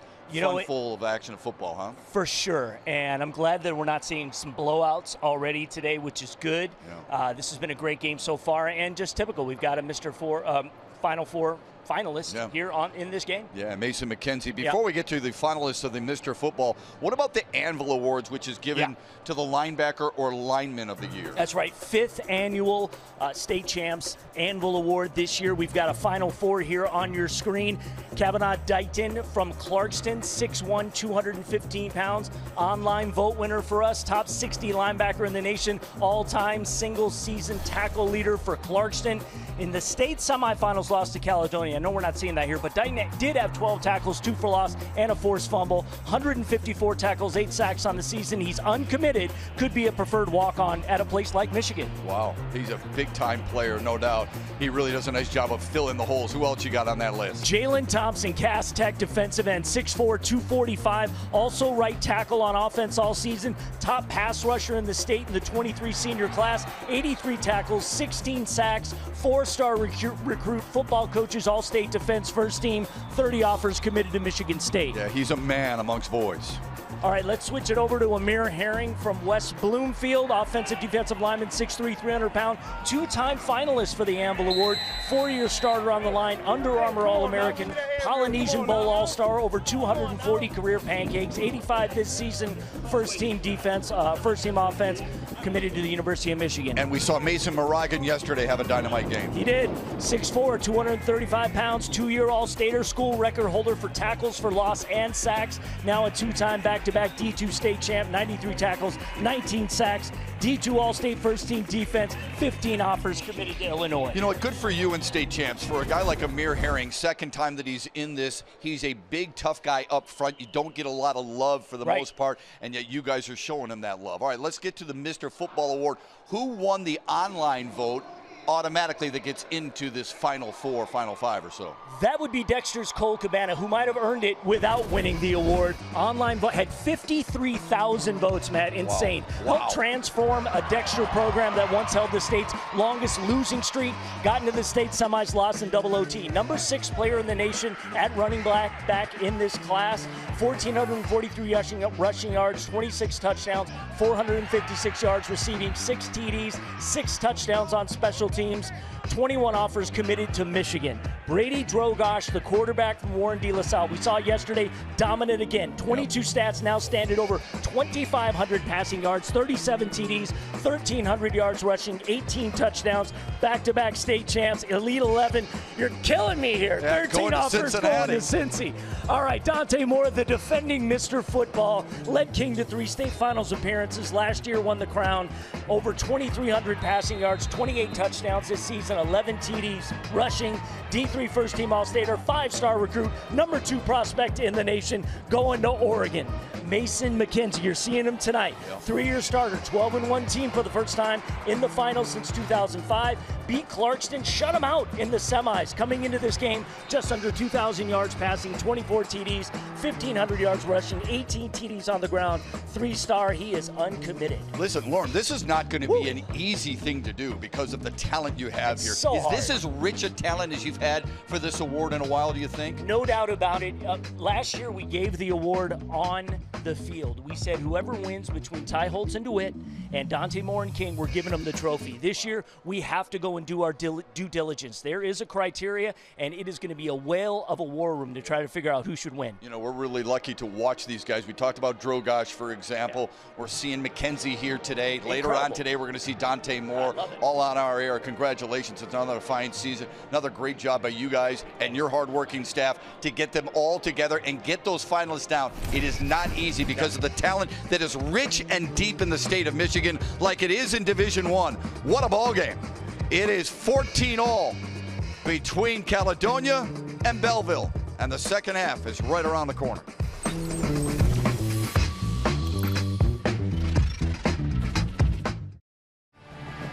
What a ball game so far here between Caledonia and Belleville. Ready to start the third quarter. We bring in Belleville head coach DeJuan Rogers, Matt Shepard, and Rob Rubick with it. Coach, what are your thoughts on the first half and what Caledonia did defensively to keep you limited to 14 points?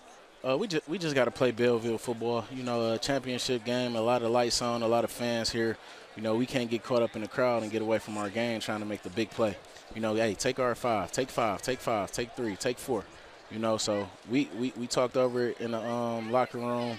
you know, and made some adjustments. So I'm going to be excited to see how these guys come out. Hey, Coach, some really good things. This is Rob Rubick, by the way. Really good things offensively, especially late in the half.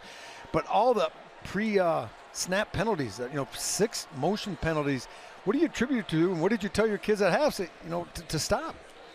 Just like I say, big game, a lot of emotion, a lot of things going on. We got to stay focused and locked in.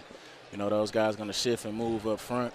Hey, we got to watch the ball and be on our snap count. Just play Belleville football and, just do what we're supposed to do. You know, everybody is trying to do something else. Hey, just do my job. My job is to block the 3 technique. Okay, I block the 3 technique. I don't care if he shift or what, you know what I'm saying? So just doing our job. You always talk about teach tape. You're teaching your team right now. You got a half of football left. You look sharp. Good luck in the second half, Coach. I appreciate you. You bet it. DeJuan Rogers, the head coach at Belleville, whose team is deadlocked at 14 with Caledonia. Second half kickoff is next on Bally Sports. We had a couple things go bad, and that equaled the game for them. They had to rely on us making a couple mistakes to keep the game even. We got to get pressure on the quarterback. Okay, you got to get to him. You can't let him sit back there. You got to get after his ass. You understand? Nothing comes easy that's great. There's no great victories when you whoop somebody's ass 50-0. This is the greatest opportunity we have for a great victory all year. Go get it the second half. You understand me? Let's go. You with me? Let's go. Yeah. Let's go get it. Let's go. Let's go. Let's go. Hey, make him tap. Hey, make him tap. Let's go. Make him tap. Let's go.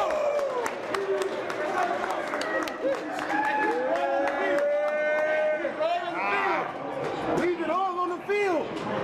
Hey, leave it all on the field. They got to keep up with us. They got to keep up with us. Let's go. Somebody's going to go get it. Division I bragging rights is up for grabs. 14 all. Caledonia will receive the second half kickoff. What a matchup. Better than I think many people expected, Rubes. I really do. Yeah, it's been quite a battle, Shep. It's lived up to the billing. I know some people weren't giving Caledonia even a puncher's chance in this, and I couldn't understand why. Any team that could shut down that running game of Clarkson, I know they were shorthanded at the quarterback position, but this is a very good defense, and offensively, they'd moved the ball with the exception of the Rockford game at the end of the year, which they won pretty much the entire season on everyone. And the stats, Belleville really made a rush towards the end when they went down the field pretty quickly and took the lead statistically, but a pretty close overall game, and the stats really bear that out. That 8 penalties were killers for Belleville. Let's look at the first half highlights brought to you by Wallside Windows. Well, inside you got Brock Townsend getting the early touchdown, putting him ahead.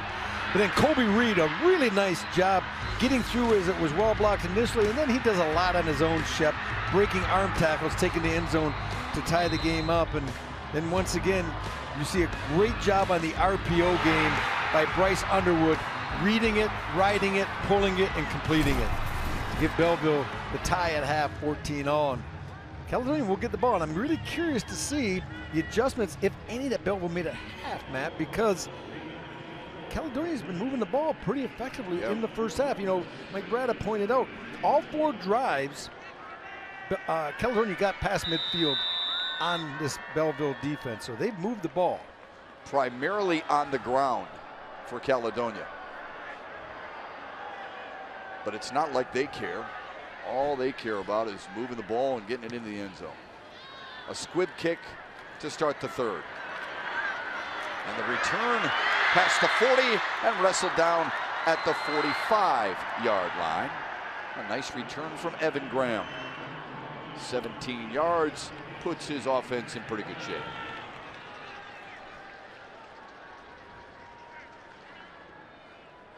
Final half of football in this young man's high school career. Mason McKenzie. Saginaw Valley, Grand Valley, Fair State, all in on him.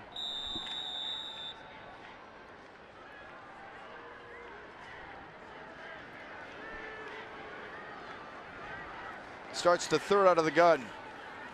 Justice Reed tripped up after a gain of 1.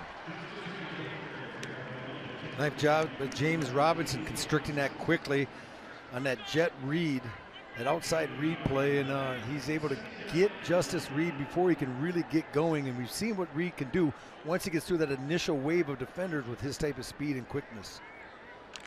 That worked pretty well in the first half with Justice Reed.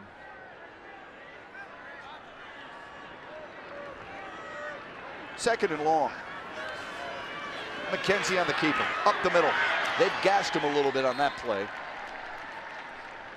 Why has that been successful? Well, so that's far? the quarterback counter play. It's a read, and they're going to pull both guard and tackle from the backside, and he just kind of gets on their hips, follows the big guys through. And if you get a helmet on a helmet and create any type of crease, a runner like McKenzie will do very well in that play set.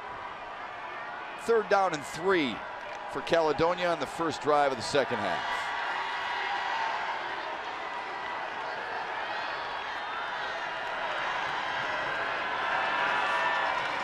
McKenzie still has it. And he's going to get to the line of scrimmage, and that's it. Yeah, tough call coming out for Coach Bennington. You got nothing there. They tried to run the read play, and he pulled it, he being McKenzie, the quarterback, and Belleville was ready for it. They had both aspects covered. Nothing there, and it looks like right now he's going to go for it.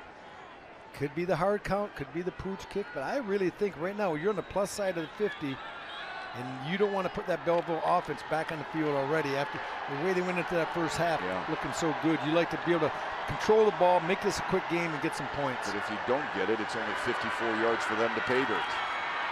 Reed turning the corner, wrapped up from behind. James Robinson, a difference maker early on. Kewan Houston helping the cause as well for Belleville to turn it over on down. Well, we know the type of speed Justice Reed has. Let's watch this young man right here, James Robinson. Because Reed has the edge on him a little bit. Watch him flatten. Watch him run. Wow. Now, there was also pressure coming from the edge already, so Reed is starting to look at maybe I got to cut it up, and Robinson pursues from the backside. Great effort play. In Belleville, the Tigers come out clawing a little bit here in the second half. They take over at their own 49-yard line.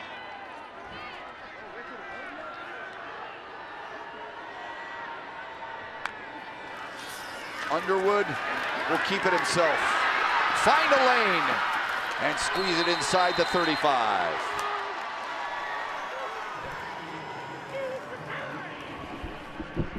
Well, what we saw Mason McKenzie do, they run the same play. Belleville's running quarterback counter now too, pulling 2 linemen from the backside, taking a little jab step, and then just get behind them. So a nice job adapting to what the defense is giving you by DeJuan Rogers and his staff. Picked up 17 on the run. Now he'll throw, and it is caught. Down to the 26-yard line. Kevin Sims, good to see him back in the ball game for Belleville. Well, we've seen the big ball that Bryce Underwood throws. We see the accurate ball. We've seen the mid-range seed that he's dropped in the finesse. And now what we're seeing is his quick release. He gets that ball and gets it out very quickly.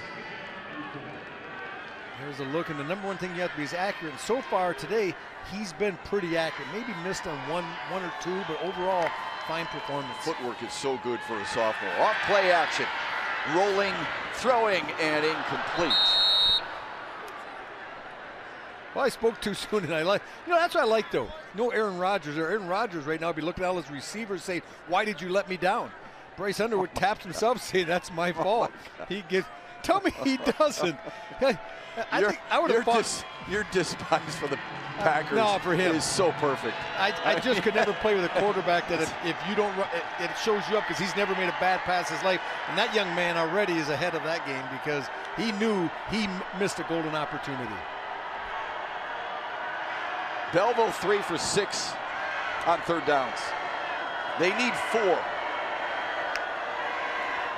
They'll throw for it. Fumble! And Belleville's got it. Well, they catch a break. Good job flowing, but I'm really kind of not disappointed, but surprised that Caledonia's playing so far off in a 3rd down and 4. If we get a look up top, you can see the coverage is about 7-8 yards off, and bailing quickly. Throw a hitch, give it to your athlete outside, and a nice job by, I think that was big number 32 there. That was Derek Pennington. who knocks it out, and an opportunity to get the ball. They can't quite get it. Now, big 4th down and 4. You got to tighten down. You're giving too much space up top. I think that's too much. You can just run a hitch there. Stoppage of play and a timeout called.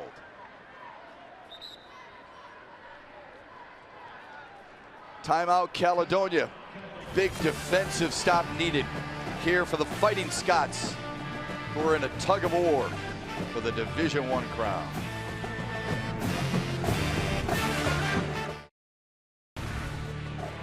This special presentation of the MHSAA Football Finals on Bally Sports Detroit is brought to you by your Southeast Michigan Ford dealers. Think Ford first. By Lee Prep Academy, a postgraduate high school program for football and basketball student athletes. And by Glassman Automotive. Got it at Glassman.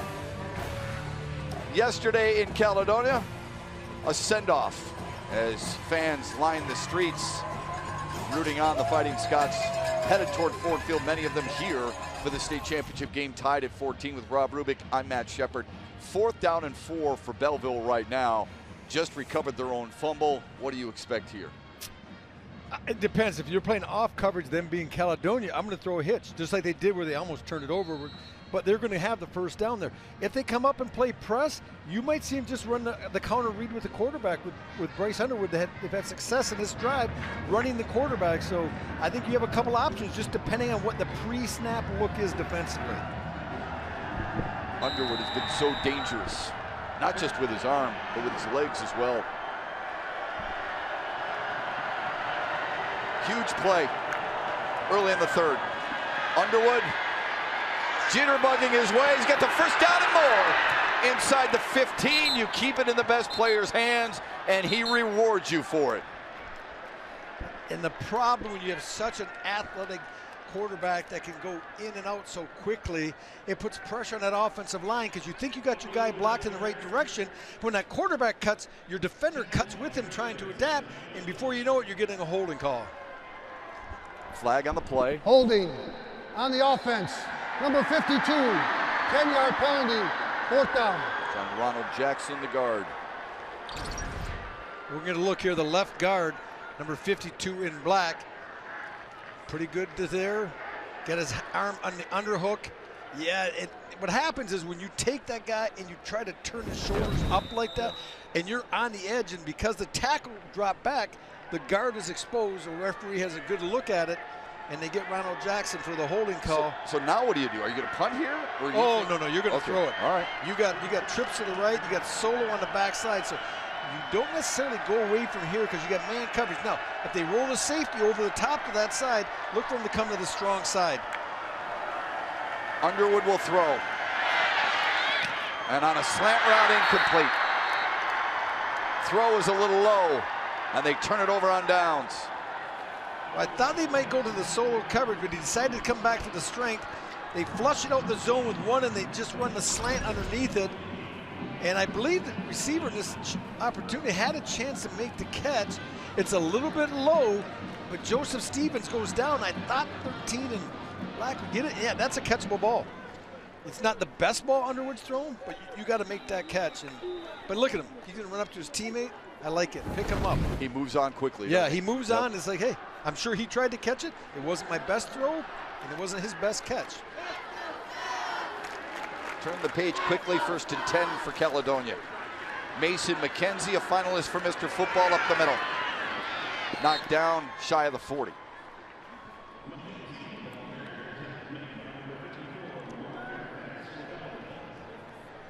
Caledonia out of the OK Red Conference. Their 12 wins tied for most in school history with the 2005 team that came here as a state finalist but lost to Hazlitt.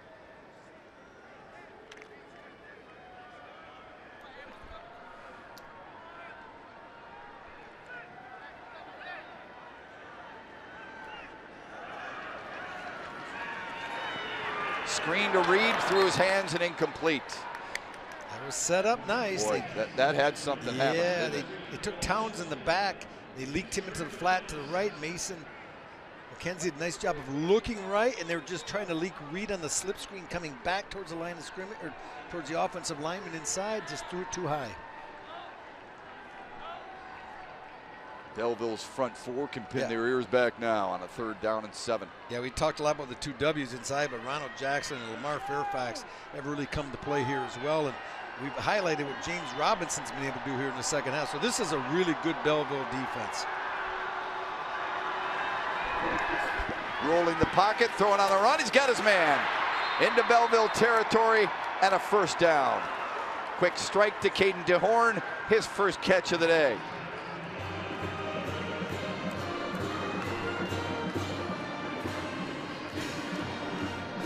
Well, this is a great job, a nice route by Caden DeHorn, the 6'4", 210. He's going to drive him to the outside, give him a little look inside, and just snap it. We call this a comeback. So watch this. Get his outside shoulder, drive him up, open his hips, and then just kind of wheel out of it, get to the side, and a well-thrown ball by Mason McKenzie, and a huge 1st down for this Caledonia Fighting Scots team. Townsend on the ground. Dragged down at the 47, 48-yard line of Belleville. Guess who, Shep? James Robinson. Yeah, Mr. Robinson's coming to play here. This has been his neighborhood the second half. There's no question. You know, he's not the biggest, but he can run, and he's a wonderful open field tackler. Just a junior.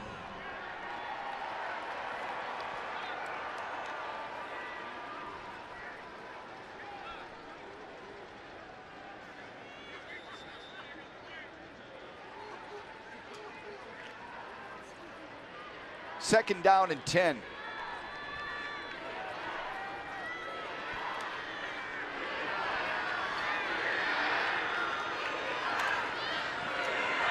McKenzie still has it, and he's close to a 1st down.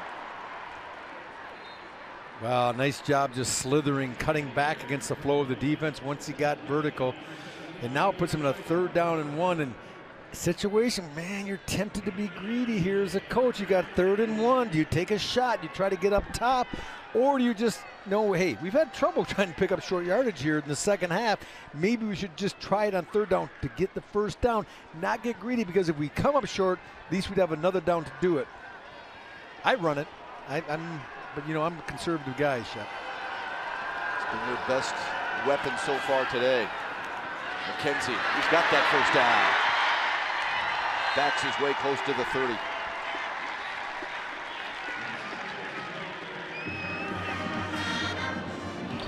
Well, this is going to watch. It's just going to be right inside. It's almost like midline veer. He runs it, he fakes it to the belly, and then just pulls and goes outside. And I don't think it was midline veer as much as just that the penetration of Belleville forced him to turn it up. But whatever it was a good play. Now they have to move the sticks. Townsend, stutter steps his way. Positive yardage, a pickup of about 3. Caledonia's from the west side of the state, Grand Rapids area. Belleville not far from Ford Field at all, and a familiar trip for the Tigers, who won it a year ago. Caledonia here for the first time since 2005. They are one of 5 OK conference schools to play for a state title. Forest Hills Central lost yesterday. Muskegon later on. South Christian won last night, and so did West Catholic. That ties the 2002 record when 5 went to the Silverdome. McKenzie, bounce into the outside with room. Nice move. Slippery when wet inside the 10 and down to the 7-yard line. Ooh, he is slithery. This is just a really nice job. It's just a read play. He's going to fake it on the jet, and he's fast, and he's quick, and he has vision, and he has a 1st down. Used his legs more than his arms. 124 yards on the ground for Mason McKenzie, the quarterback for Caledonia so far today. 1st and goal from the 7. Why not? Held up and dropped. Well, there's a speed limit in there, and it's 55, Shep. You're trying to go through the middle, and double nickels are going to pull you over, and that's what the big fella just did. I like that. I like that a lot. Speed limit at 55. That's well said, my friend.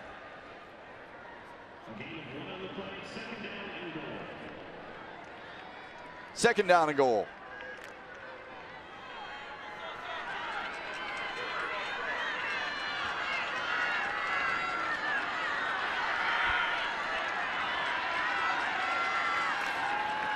McKenzie still with it.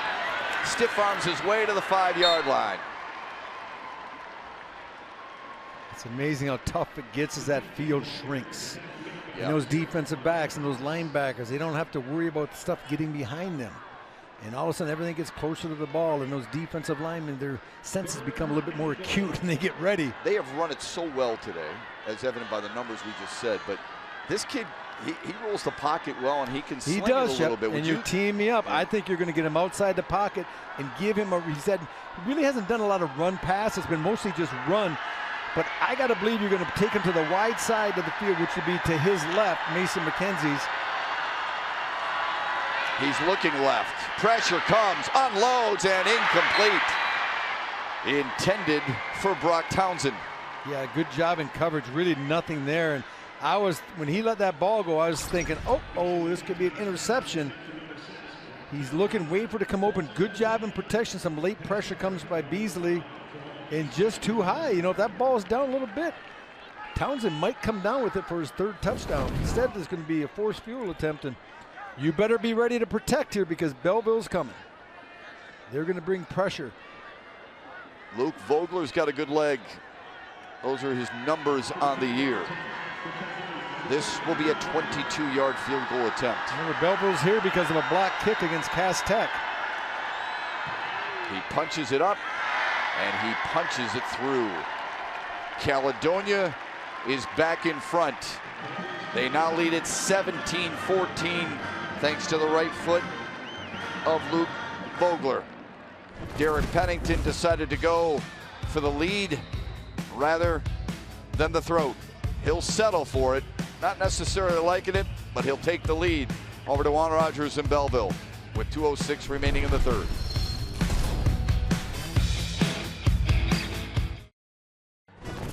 The defending state champions are the Belleville Tigers, and they won it a year ago in fine fashion, dominating fashion. They did it offensively, they did it defensively. Early on, it was a close game with Rochester Adams, but then Bryce Underwood, as a freshman back then, Kevin Sims right there with a little jitterbug move as a sophomore, and eventually they would pull away and win it going away by 22. DeJuan Rogers, their new head coach for now, told his guys, look, this might be the last time many of you put on a helmet. Because there's some guys going to college. They may not be a star. You don't know when it's going to get taken away from you. But you really have to give things up for the guy who plays next to you. And Rogers told his guys, they all know that he played at Toledo. They all know that he was in an NFL camp. He said, some of my best memories are from high school. How about that secondary he was part of in high school? At Cass Tech, Delano Hill, NFL guy. Jordan Lewis, NFL guy. DeQuan Pace, who was in an NFL camp, played at Eastern Michigan. And DeJuan Rogers. At one time, all 4 high school secondary people for Cass Tech were in an NFL camp together. That's talent. Yeah, 1 foot in the end zone constitutes a touchback. So here comes Belleville.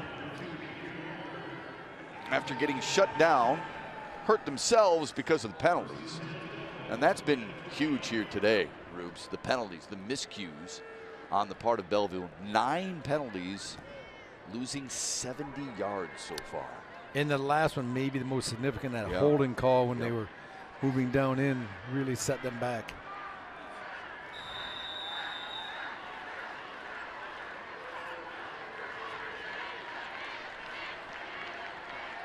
Bryce Underwood is just a sophomore, but he has turned himself into a great leader for Belleville. 1st and 10 for him. On the ground. Tough yards for 23, Colby Reed, who has a 38-yard touchdown run for Belleville today. Blake Heron in on the tackle. And once again, we saw there, Shep, which Caledonia defensively does well. And that's go side to side and pursue and get multiple helmets to the ball. They've missed some tackles one-on-one, as we just saw there. Jackson Engelberg had a chance to make that play. Couldn't get him, but his teammates are right there with him to keep piling on and make the play and support. It was a gain of 4, 2nd and 6. Sims on the fake, Underwood on the keep, and into territory of Caledonia. Past the 40 and close to the 35. That's a big-time giddy-up. Jimmy Floyd and Maddox Greenfield had to slow him down and make the tackle. Well, let's take a look at this. Just get another read play. You're going to let it go a little bit, get ready to stop it, because we're going to watch what Blake Heron, number 7, stop. Watch the influence. He goes flying, he gets pushed, and he just tucks and goes. And you can see how that gets widened so quickly. It makes a huge hole. And we knew coming in, and we talked about Shepard, I thought we'd see a lot more Bryce Underwood running the ball today as we have the entire season, and we definitely have. That's a 40-yard gain for the Belleville quarterback. He'll throw on a slant, not even close, incomplete. 2nd and 10.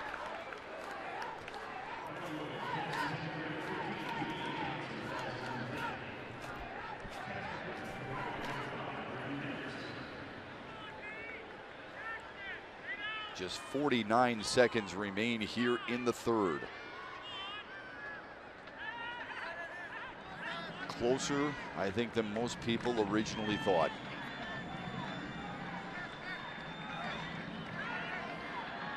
Underwood out of the gun on a 2nd and 10. They'll run it.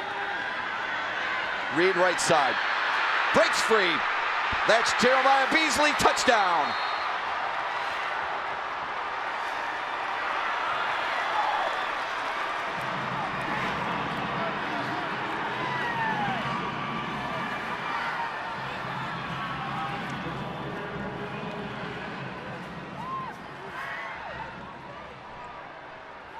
Second carry of the day. Beasley sprints 36 yards and puts Belleville in front.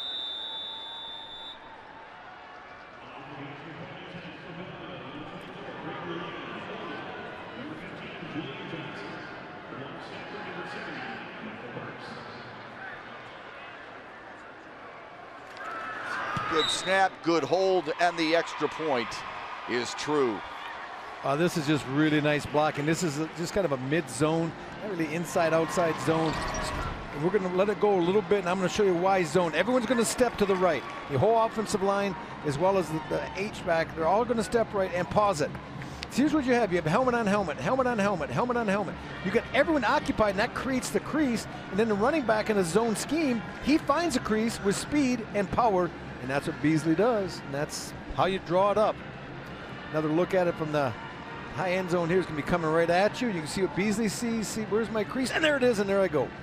And nice cutback against the grain. Well blocked. Well executed all the way around. Remember, their first rushing touchdown, Colby Reed sprinted 38 yards. This time, it was Jeremiah Beasley from 36 yards out to cap off a 4-play, 80-yard drive. They scored quickly, less than a minute and a half, and they are up by 4 here at the tail end of the 3rd quarter.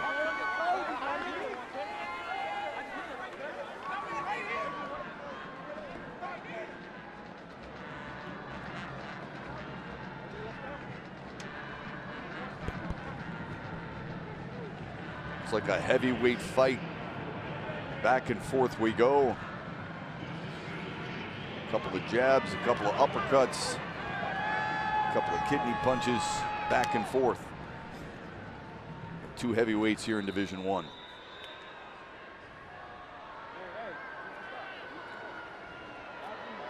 You a fan of that, Shep? I'm not a fan. I'm not sure what you're trying to accomplish when you do that.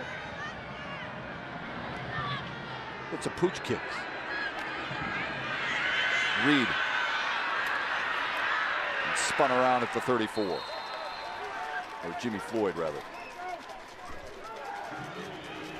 Floyd sets up his offense, and Mason McKenzie goes back to work.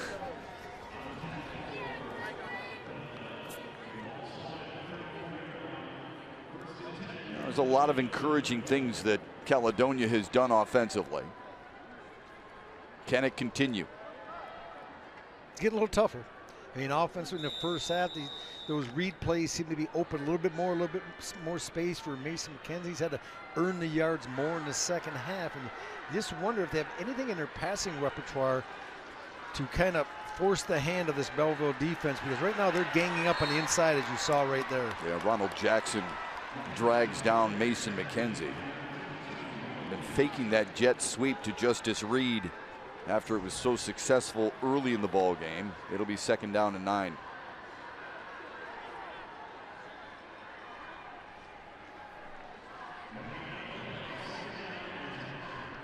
That's going to do it for the 3rd quarter. We were tied at 14 at the break.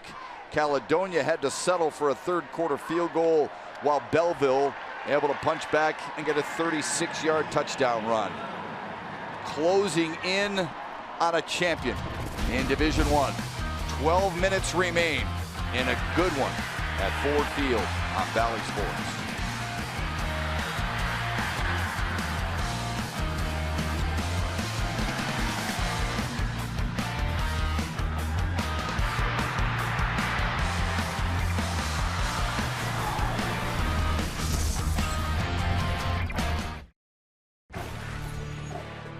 This special presentation of the MHSAA Football Finals on Bally Sports Detroit is brought to you by Figer Law. Nobody knows the law like we do. Figer Law. And by your Southeast Michigan Ford dealers, think Ford first. What a celebration for Jackson Lumen Christi. Folks, in Division 7, they were down 12 at the break. They were getting shut out. They bounced back and won it, their 12th state championship. Caledonia is looking for their first Division I title anyway, and the first in the Grand Rapids area D1 since Rockford in 2008. Belleville is seeking a repeat championship, trying to become the first team since Clarkston to do it in 2014. Ironically enough, it was Caledonia who beat Clarkston in the semis to get to this stage.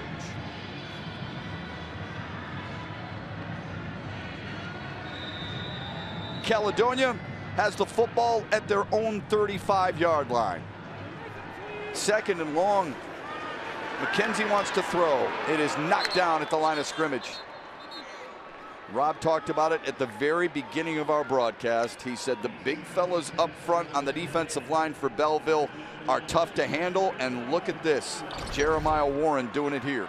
Yeah, when you can't get a pass rush, you read the quarterback, you get your hands up, you read them. It's like you're playing basketball, Shepard. They're trying to make that pass across, just get your hand up, knock it down, and that's what Jeremiah Warren did. Now this sets up a big 3rd down and 9, and this gets Caledonia out of character. This is not what they're built on.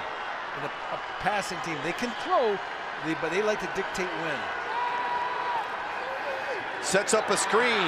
Townsend lunges close to a 1st down, probably a yard short, and a big decision coming up for Derek Pennington. I think you go for it. I think right now your defense is reeling a little bit, but Belleville seemed to kind of found their rhythm offensively. You're past your 43-yard line. I know it's early. You know, here comes the punting. He's going to go old school. Now, if you're Belleville, I'm saying, all right, listen, we're not even rushing the punt.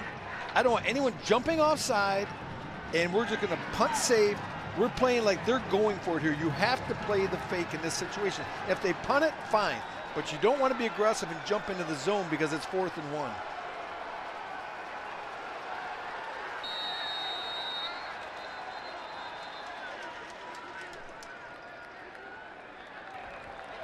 Delay a game on the offense. 5-yard penalty. 4th down. I wasn't paying attention, but that seemed like a pretty quick clock. Maybe not. Obviously, the play clock is in sight. Now you lose 5 yards. And now if you're Belleville, if you decide to come at a little bit more, you can, because the 5-yard penalty would not give them a 1st down. So you'd be a little bit more aggressive up front. Adrian Walker is back deep to receive the punt. Returnable from the 21.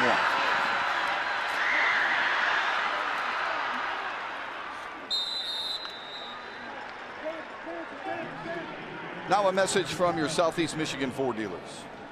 Returning AZ Plan lessees can order an F-150 today and lease it for $299 a month for 24 months. Only at your Southeast Michigan Ford dealers. Think Ford first.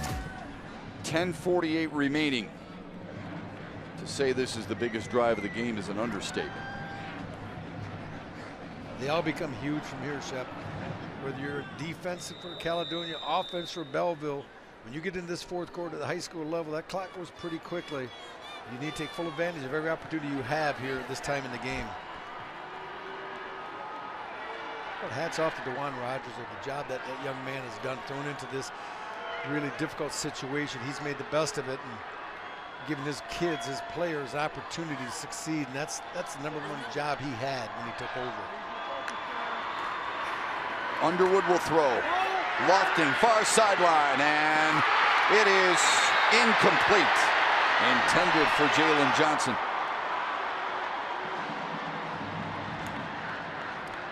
And I don't know what Bryce Underwood has on his highlight reel, but he could put this game on it because he's made some unbelievable throws. You look at the long, lanky receiver, Johnson, getting down the field. He goes up over the top. He high points it. He had, but just can't hang on. But how about the coverage, pretty good? Is that Floyd out there, #3? Yes, definitely outside. You look at Johnson, 6'1", much taller. And Bryce Underwood thought he had one there, and that's a well-thrown ball. 2nd and long. Colby Reed, right side, runs hard and gets to the 40.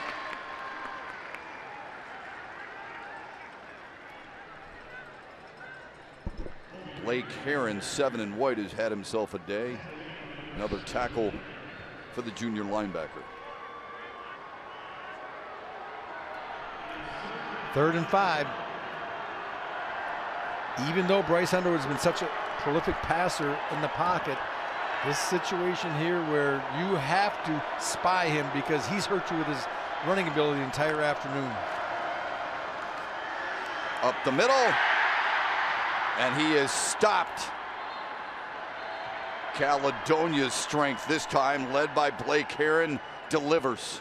Let's see what Coach Rogers, the young coach, can have to make a decision here.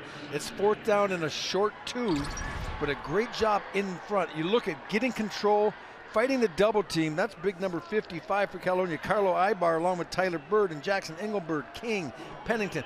Really doing a good job of just holding their own inside and allowing the linebackers to come up and finish the deal. What would you do here on 4th and 2 if you're Belleville?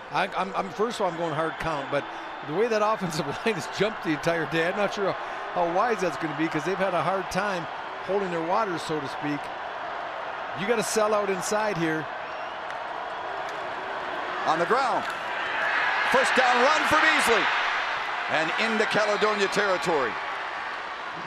Picked up 10. You know, Shep, in the open we highlighted, or actually it was Rubik's Cube, one of my keys to the game, which really hasn't really come to fruition much. And that's just Beasley inside, big #1 in the running game, but he paid dividends there.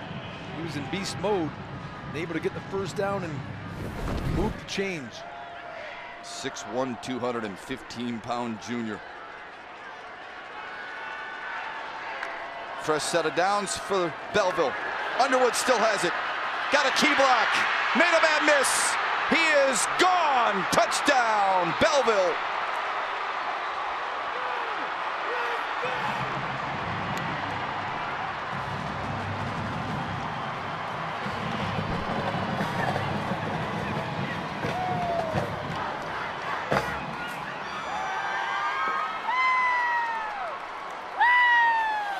I think if you look up the word impressive in the dictionary, it's going to have a picture of number 19. Bryce Underwood, he's really doing it all with his arm, with his legs, that time with the zone read, and we thought we'd see it, Shep, and I know I've said this a few times, but he has not run this many times the entire season. He hasn't needed to. Caledonia's presented problems in their offense, so Bryce Underwood's taken it upon himself to do it with his legs. The extra point is up, and it is good. Bryce Underwood comes in as the #1 sophomore quarterback in the country. We highlight his frozen ropes most of the day, but this 48-yard touchdown run just might have sealed a state championship for his high school.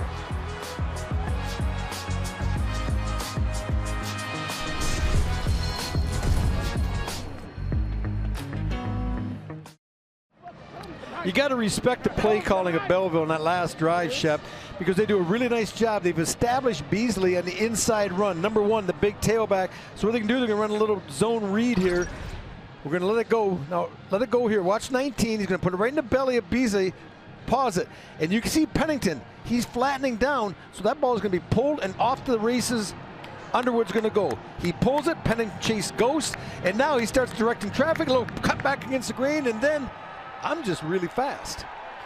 And I just take it to the house. So a really nice job reading it, getting to the edge, directing traffic, and finishing the play. And if you're a Caledonia Fighting Scot, you hope that's not the final nail in the coffin. This is the largest lead for either team. This is how competitive it has been. But now if you're Caledonia, do you have to go out of character in order for you to get a little bit closer? Yeah, a little bit you have to go out of character. You've got to start putting the ball up. But there's nothing wrong with still implementing it and mixing in your zone game and your read game off the jet sweep and still leaving the ball in the quarterback's hand. That's Mason McKenzie, because you know he's a very productive player. But yeah, you're going to have to start spreading the ball and try to get a couple chunk plays in there, because with 8:34 remaining, time becomes your enemy. Remember this, Belleville went for it on 4th and 2 on that last drive that eventually ended in a 48-yard touchdown run from Bryce Underwood. Important turn of events. Caledonia had 14 points in the opening half, limited to just 3 so far in the second half. Had to settle for that field goal. Rob Rubick at the time thinking a little bit like, hey, you know what? You miss out on an opportunity there against this Belleville offense. You've got to take advantage any chance you get.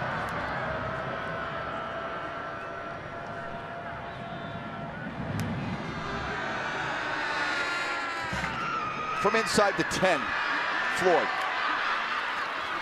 Nowhere to go. Long field for Mason McKenzie and Caledonia in a must-score situation with 8.5 left and down double digits.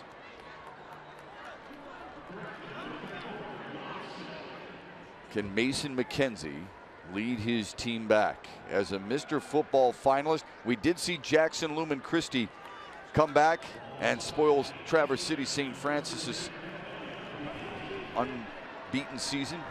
Can Caledonia do it to Belleville here?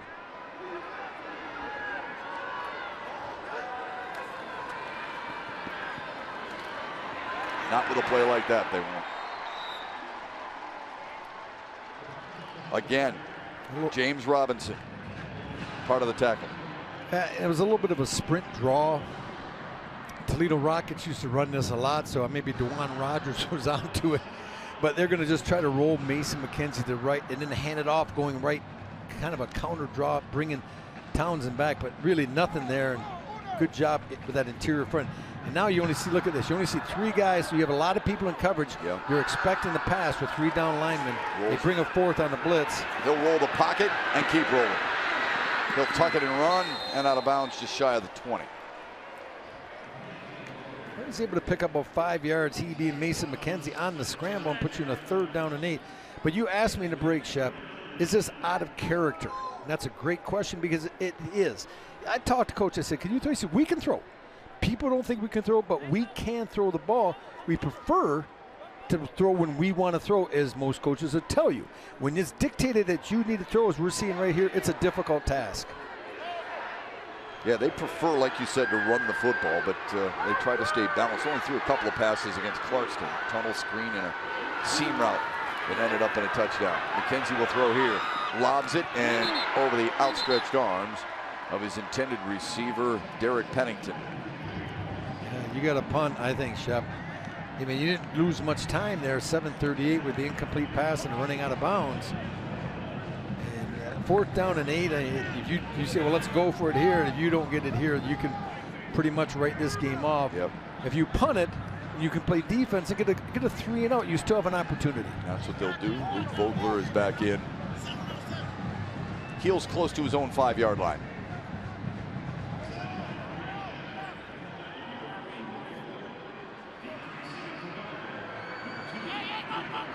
Marquise Peoples is back deep. See this punt. No, check that. It's Adrian Walker. Walker from his own 40. Shoulder shake. Good job getting a couple of yards out of not much at all. 1st and 10 and another relatively short field The story was going to be the two quarterbacks. And it was for the first half. It really was. Really haven't disappointed, have they? No. But you can see Bryce Underwood's in the passing game is taking the lead, only 60 yards for Mason McKenzie, but 150 yards for Bryce Underwood. And I don't have the stats in front of me, and I don't research like you do, Shep, but I got to believe that's as high all year because he has not run the ball. I remember talking to Coach, and I said, do you not run your quarterback? Because I was looking at some of the stats. He said, no, we let him go when he wants to. And he just chooses to try to throw the ball, keep his eyes down the field, and make the big play. Well, today he's made the big play and allowed him with his legs. 48 yards of that 150 coming on that touchdown run for Bryce Underwood. False start on the offense. 5-yard penalty. First down.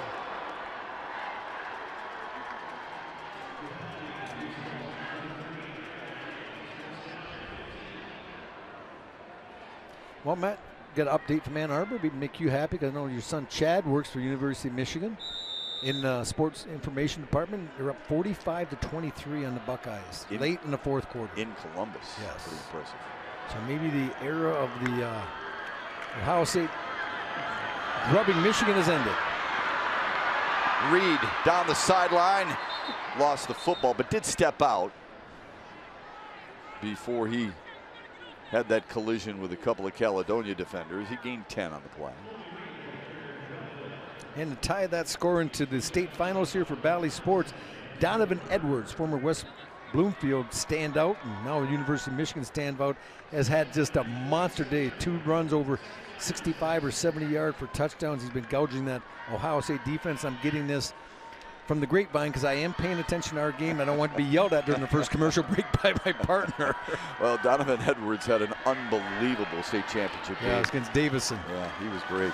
Underwood tried to keep it, and he's wrestled down.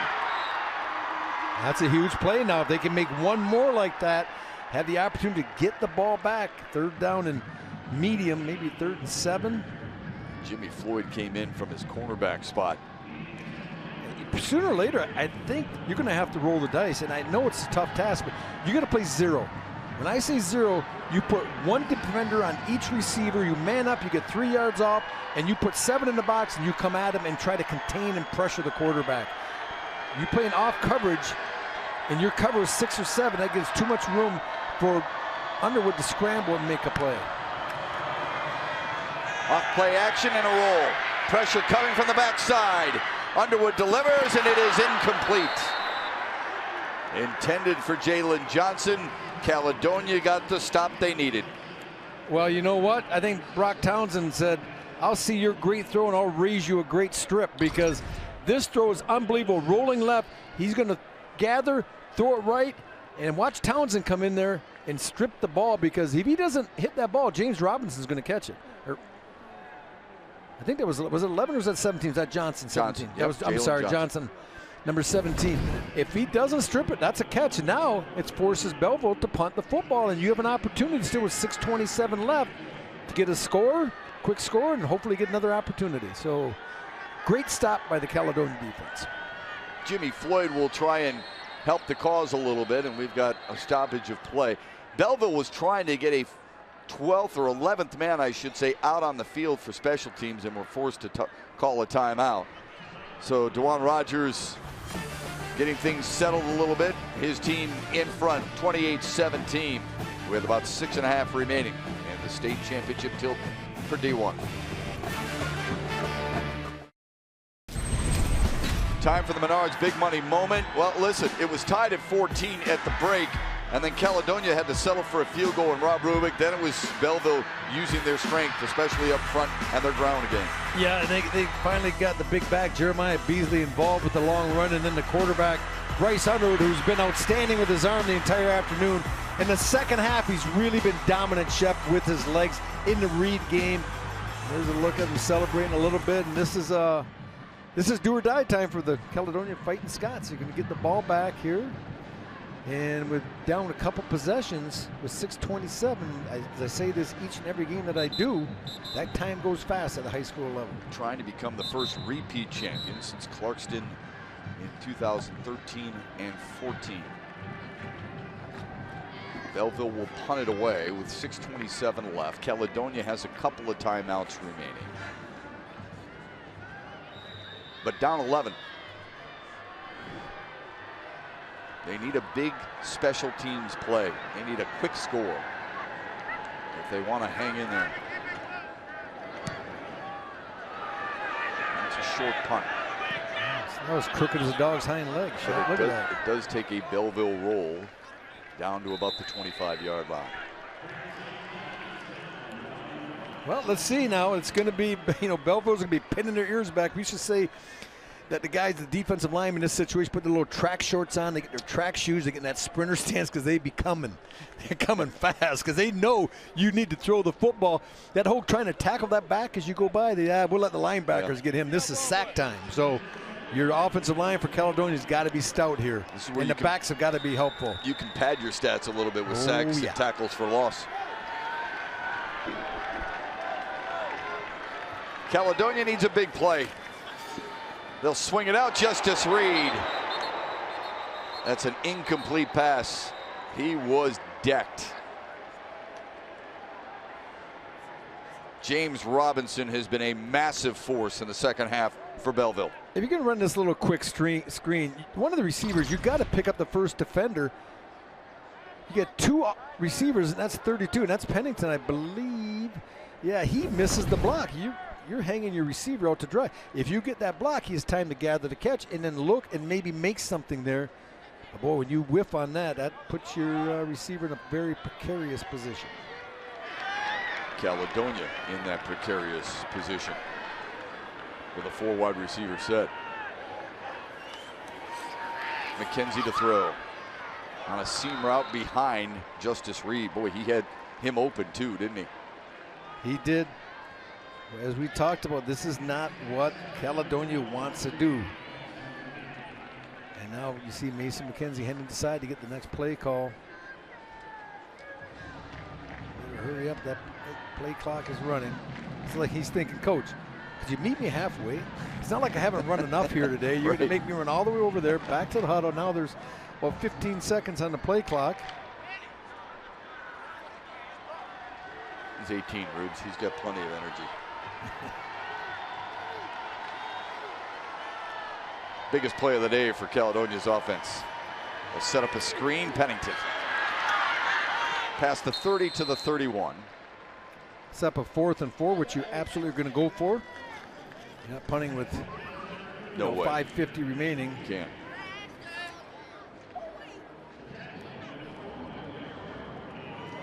Look at this. I'm looking at our tracker. That next game, Gladwin and Frankenmuth. That's a dandy. That's got me excited. Two teams that I don't think Gladwin's ever been. I know the Moose been here once or twice. They've never won a state championship. 4th down play. McKenzie throws it. He short-armed it.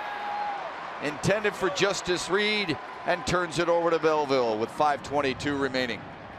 That's tough. Tough way to really end.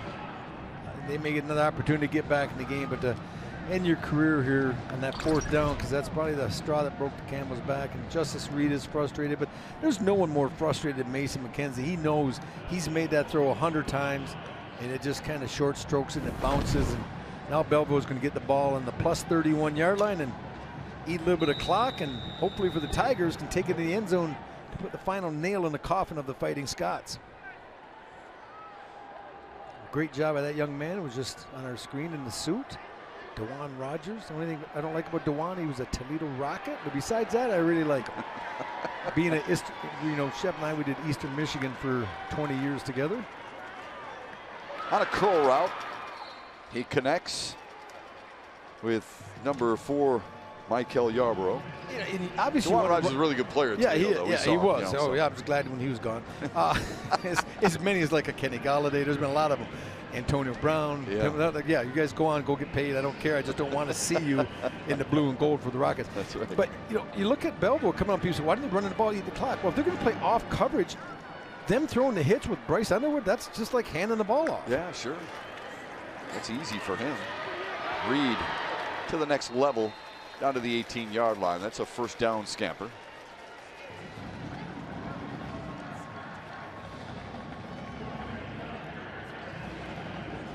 tough thing for Caledonia. They lose quite a few seniors who have been really important to the success of this team this year at 12-1.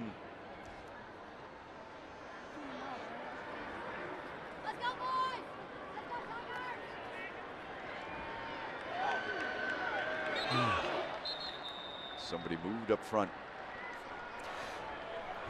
False start on the offense, number 72, 5-yard penalty, first down. Big Mo Johnson, 6'6", 290 pounds, the junior. This is an offensive line that averages, I think, 291 or 280. They'd done the math earlier in the week, and 6'3", 6'3 and a half. 6'3", 291 up front, Ruth. There's a lot of small colleges in the state of Michigan who love that type of size in their offensive line. Just the average, right? Nate Johnson is 330 on one side. Mo Johnson, who just left, was 290 on the other. Underwood on a slant route. He's got his man. Nifty move. Touchdown. Well done by Yarborough. And Belleville pads their lead.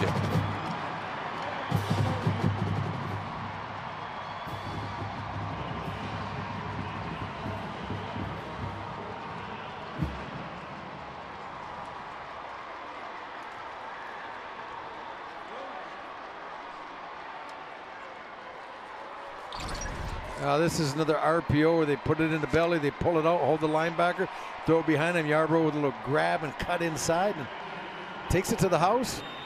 And this offense seems to be getting better. And obviously this Caledonia defense isn't what it was early in the game. They understand that this game is pretty much done for them and they're just trying to survive. Extra point is good. And Belleville, who needed the entire first half just to score a couple of touchdowns, has scored 3 touchdowns here in the second half to pull away. 3:50 left. Earlier today, Belleville showed up like it was a business meeting. This is a business trip for them.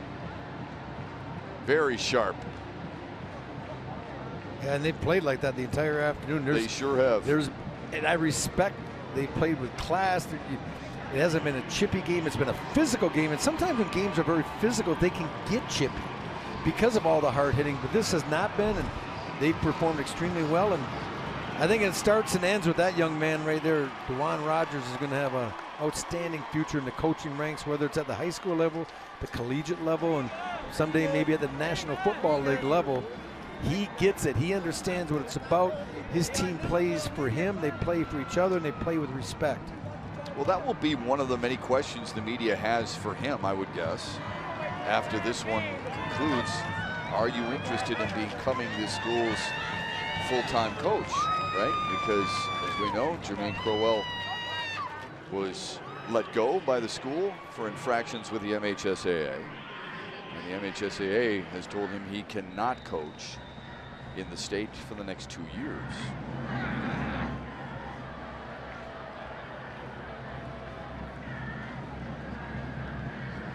If they hold on here, they will extend the winning streak to 25 in a row. Floyd on the return to the 30. Rolls to the 31-yard line with 3:41 left. Rubes has already talked about Gladwin and Frankenmuth for the Division 5 championship, and then tonight, the capper, Division 3. It'll be Martin Luther King on the field and Dante Moore against Muskegon. Shane Fairfield's Big Reds are going to roll in here trying to get a title that's eluded them for quite a while here in this decade. They've been here quite often, but getting that championship has been a difficult task. And one of the reasons is that team they're playing again here today. Martin Luther King in Division 3 has been a very tough division over the past decade. Our friends Stan Dickerson and Justin Sasante have the call of the Division 5 championship. The Flying G's of Gladwin. What is a Flying G? It's idea? A goshawk. It's a bird. I actually asked that because I said I've never seen the letter G just start flying. McKenzie to throw, and that is knocked down. Intended for Pennington. Well defended by Belleville. It'll be second down and long. And anyone who you want to be familiar with Gladwin in the state of Michigan, anyone who travels north in the summertime, that's where all the construction is at that exit. That's when you always get mad at or backed up at. Exit 190 is where you go to Gladwin.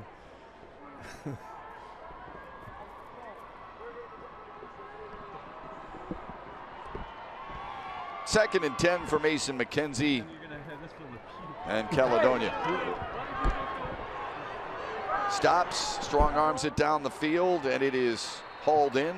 Nice grab by Evan Graham.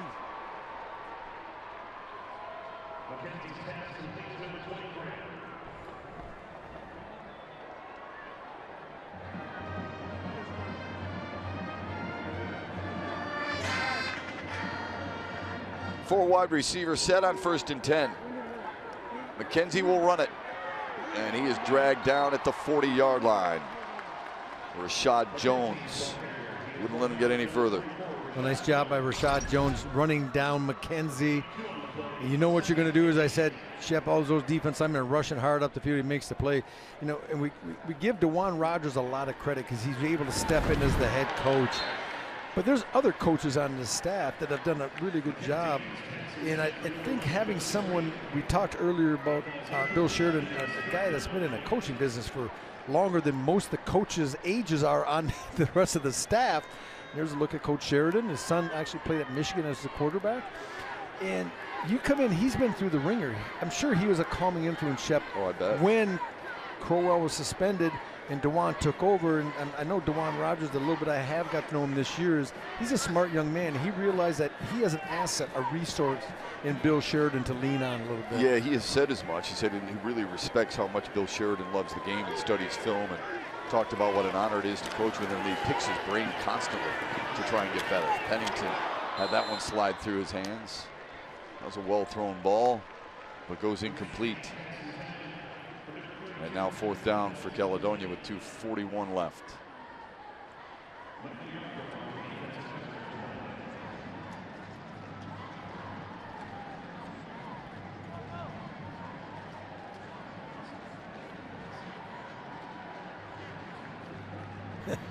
Yeah, you know, Shep, I was just thinking, I'm kind of chuckling myself.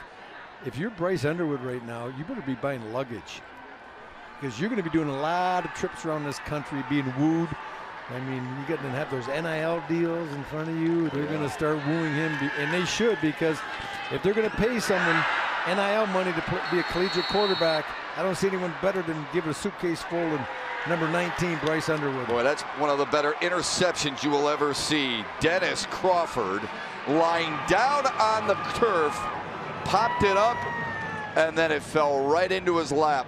How apropos that we were just talking about Bill Sheridan and Dennis Howard Crawford gets the pick, because I said, who is your best defensive back? He said, number 6, he's 5'7", 150 pounds. He said, I will take him every day of the week and twice on Sunday, because he said, this kid is a football player. He has instinct, intuition. He's always in the right spot. He said, I love him. The only reason you might want to review this is determine where the ball is. Did that hit the ground? It'll be Belleville ball no matter what, because that was a 4th down throw. But the question is, will Belleville get it at their own 11 or closer toward midfield, where Caledonia snapped it on that 4th down call? If this were closer, DeJuan Rogers would rather have it be ruled not an interception. But up 35-17, I doubt he cares now. That's Josh Putnam. Putnam is the backup quarterback to Bryce Underwood, the junior waiting to get his first snap in the state championship game. 5'11", $160.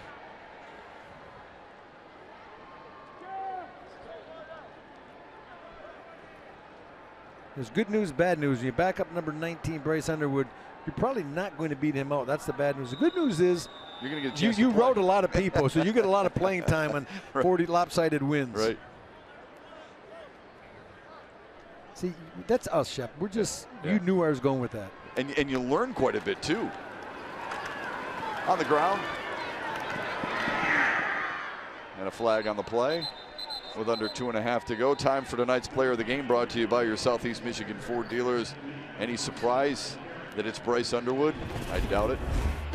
Well, he's done it all. From the beginning of the game to the end of the game, till they just sat him on the sidelines.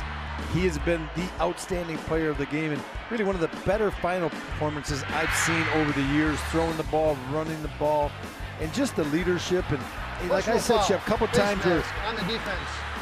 he missed some passes. He wasn't pointing the finger, or if guys missed, dropped the ball or so forth.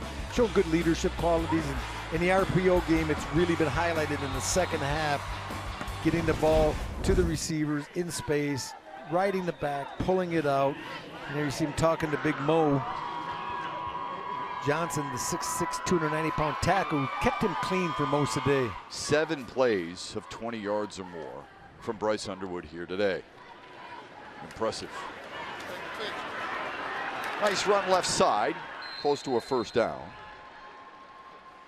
And they'll just keep it rolling as we crawl under 2 minutes in Division I.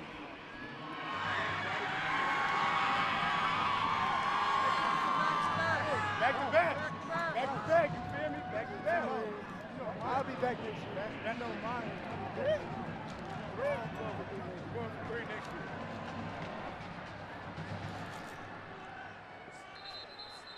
Another illegal motion against Belleville's offensive line.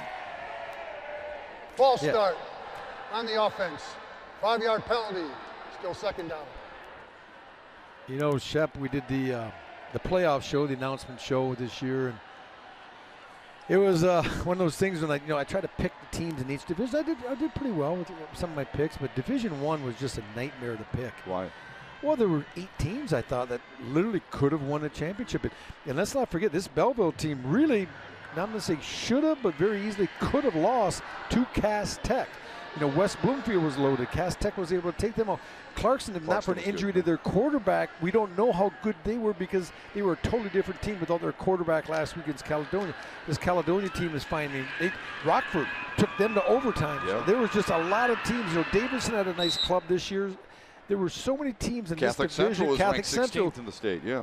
Yeah, they were a decent team as well, but overall, I think it was the most competitive of all the divisions. The other ones, you could narrow it down to 2 or 3 teams you really thought had an opportunity to come away from Ford Field with a championship. This division was really up for grabs. Belleville had a target on them because they were the defending champs, but you know what? They just kind of brushed it off. That is a Rob Rubick piece of jewelry right there. If it's plastic, listen, and my daughter had it when she was 3, it is mine then. Listen, he ran 48 yards to pay dirt with that hanging over his neck. That adds a good 6 to 7 pounds in its own right.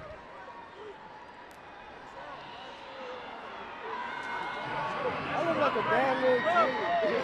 Do you not hear me? You see himself up on the big screen. You gotta like that.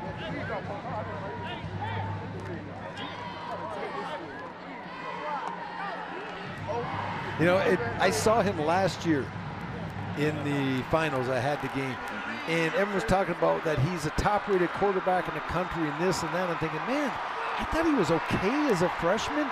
The improvement this young man made in a year is remarkable. He went from being a 3 or 4 rated quarterback on my scale to a 10. Back-to-back for Belleville. They win it 35-17.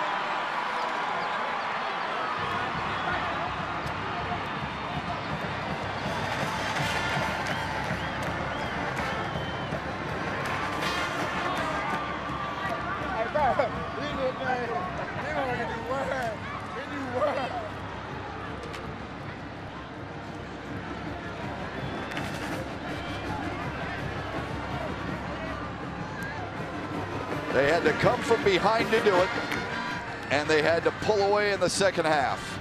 Tied at 14 at the break.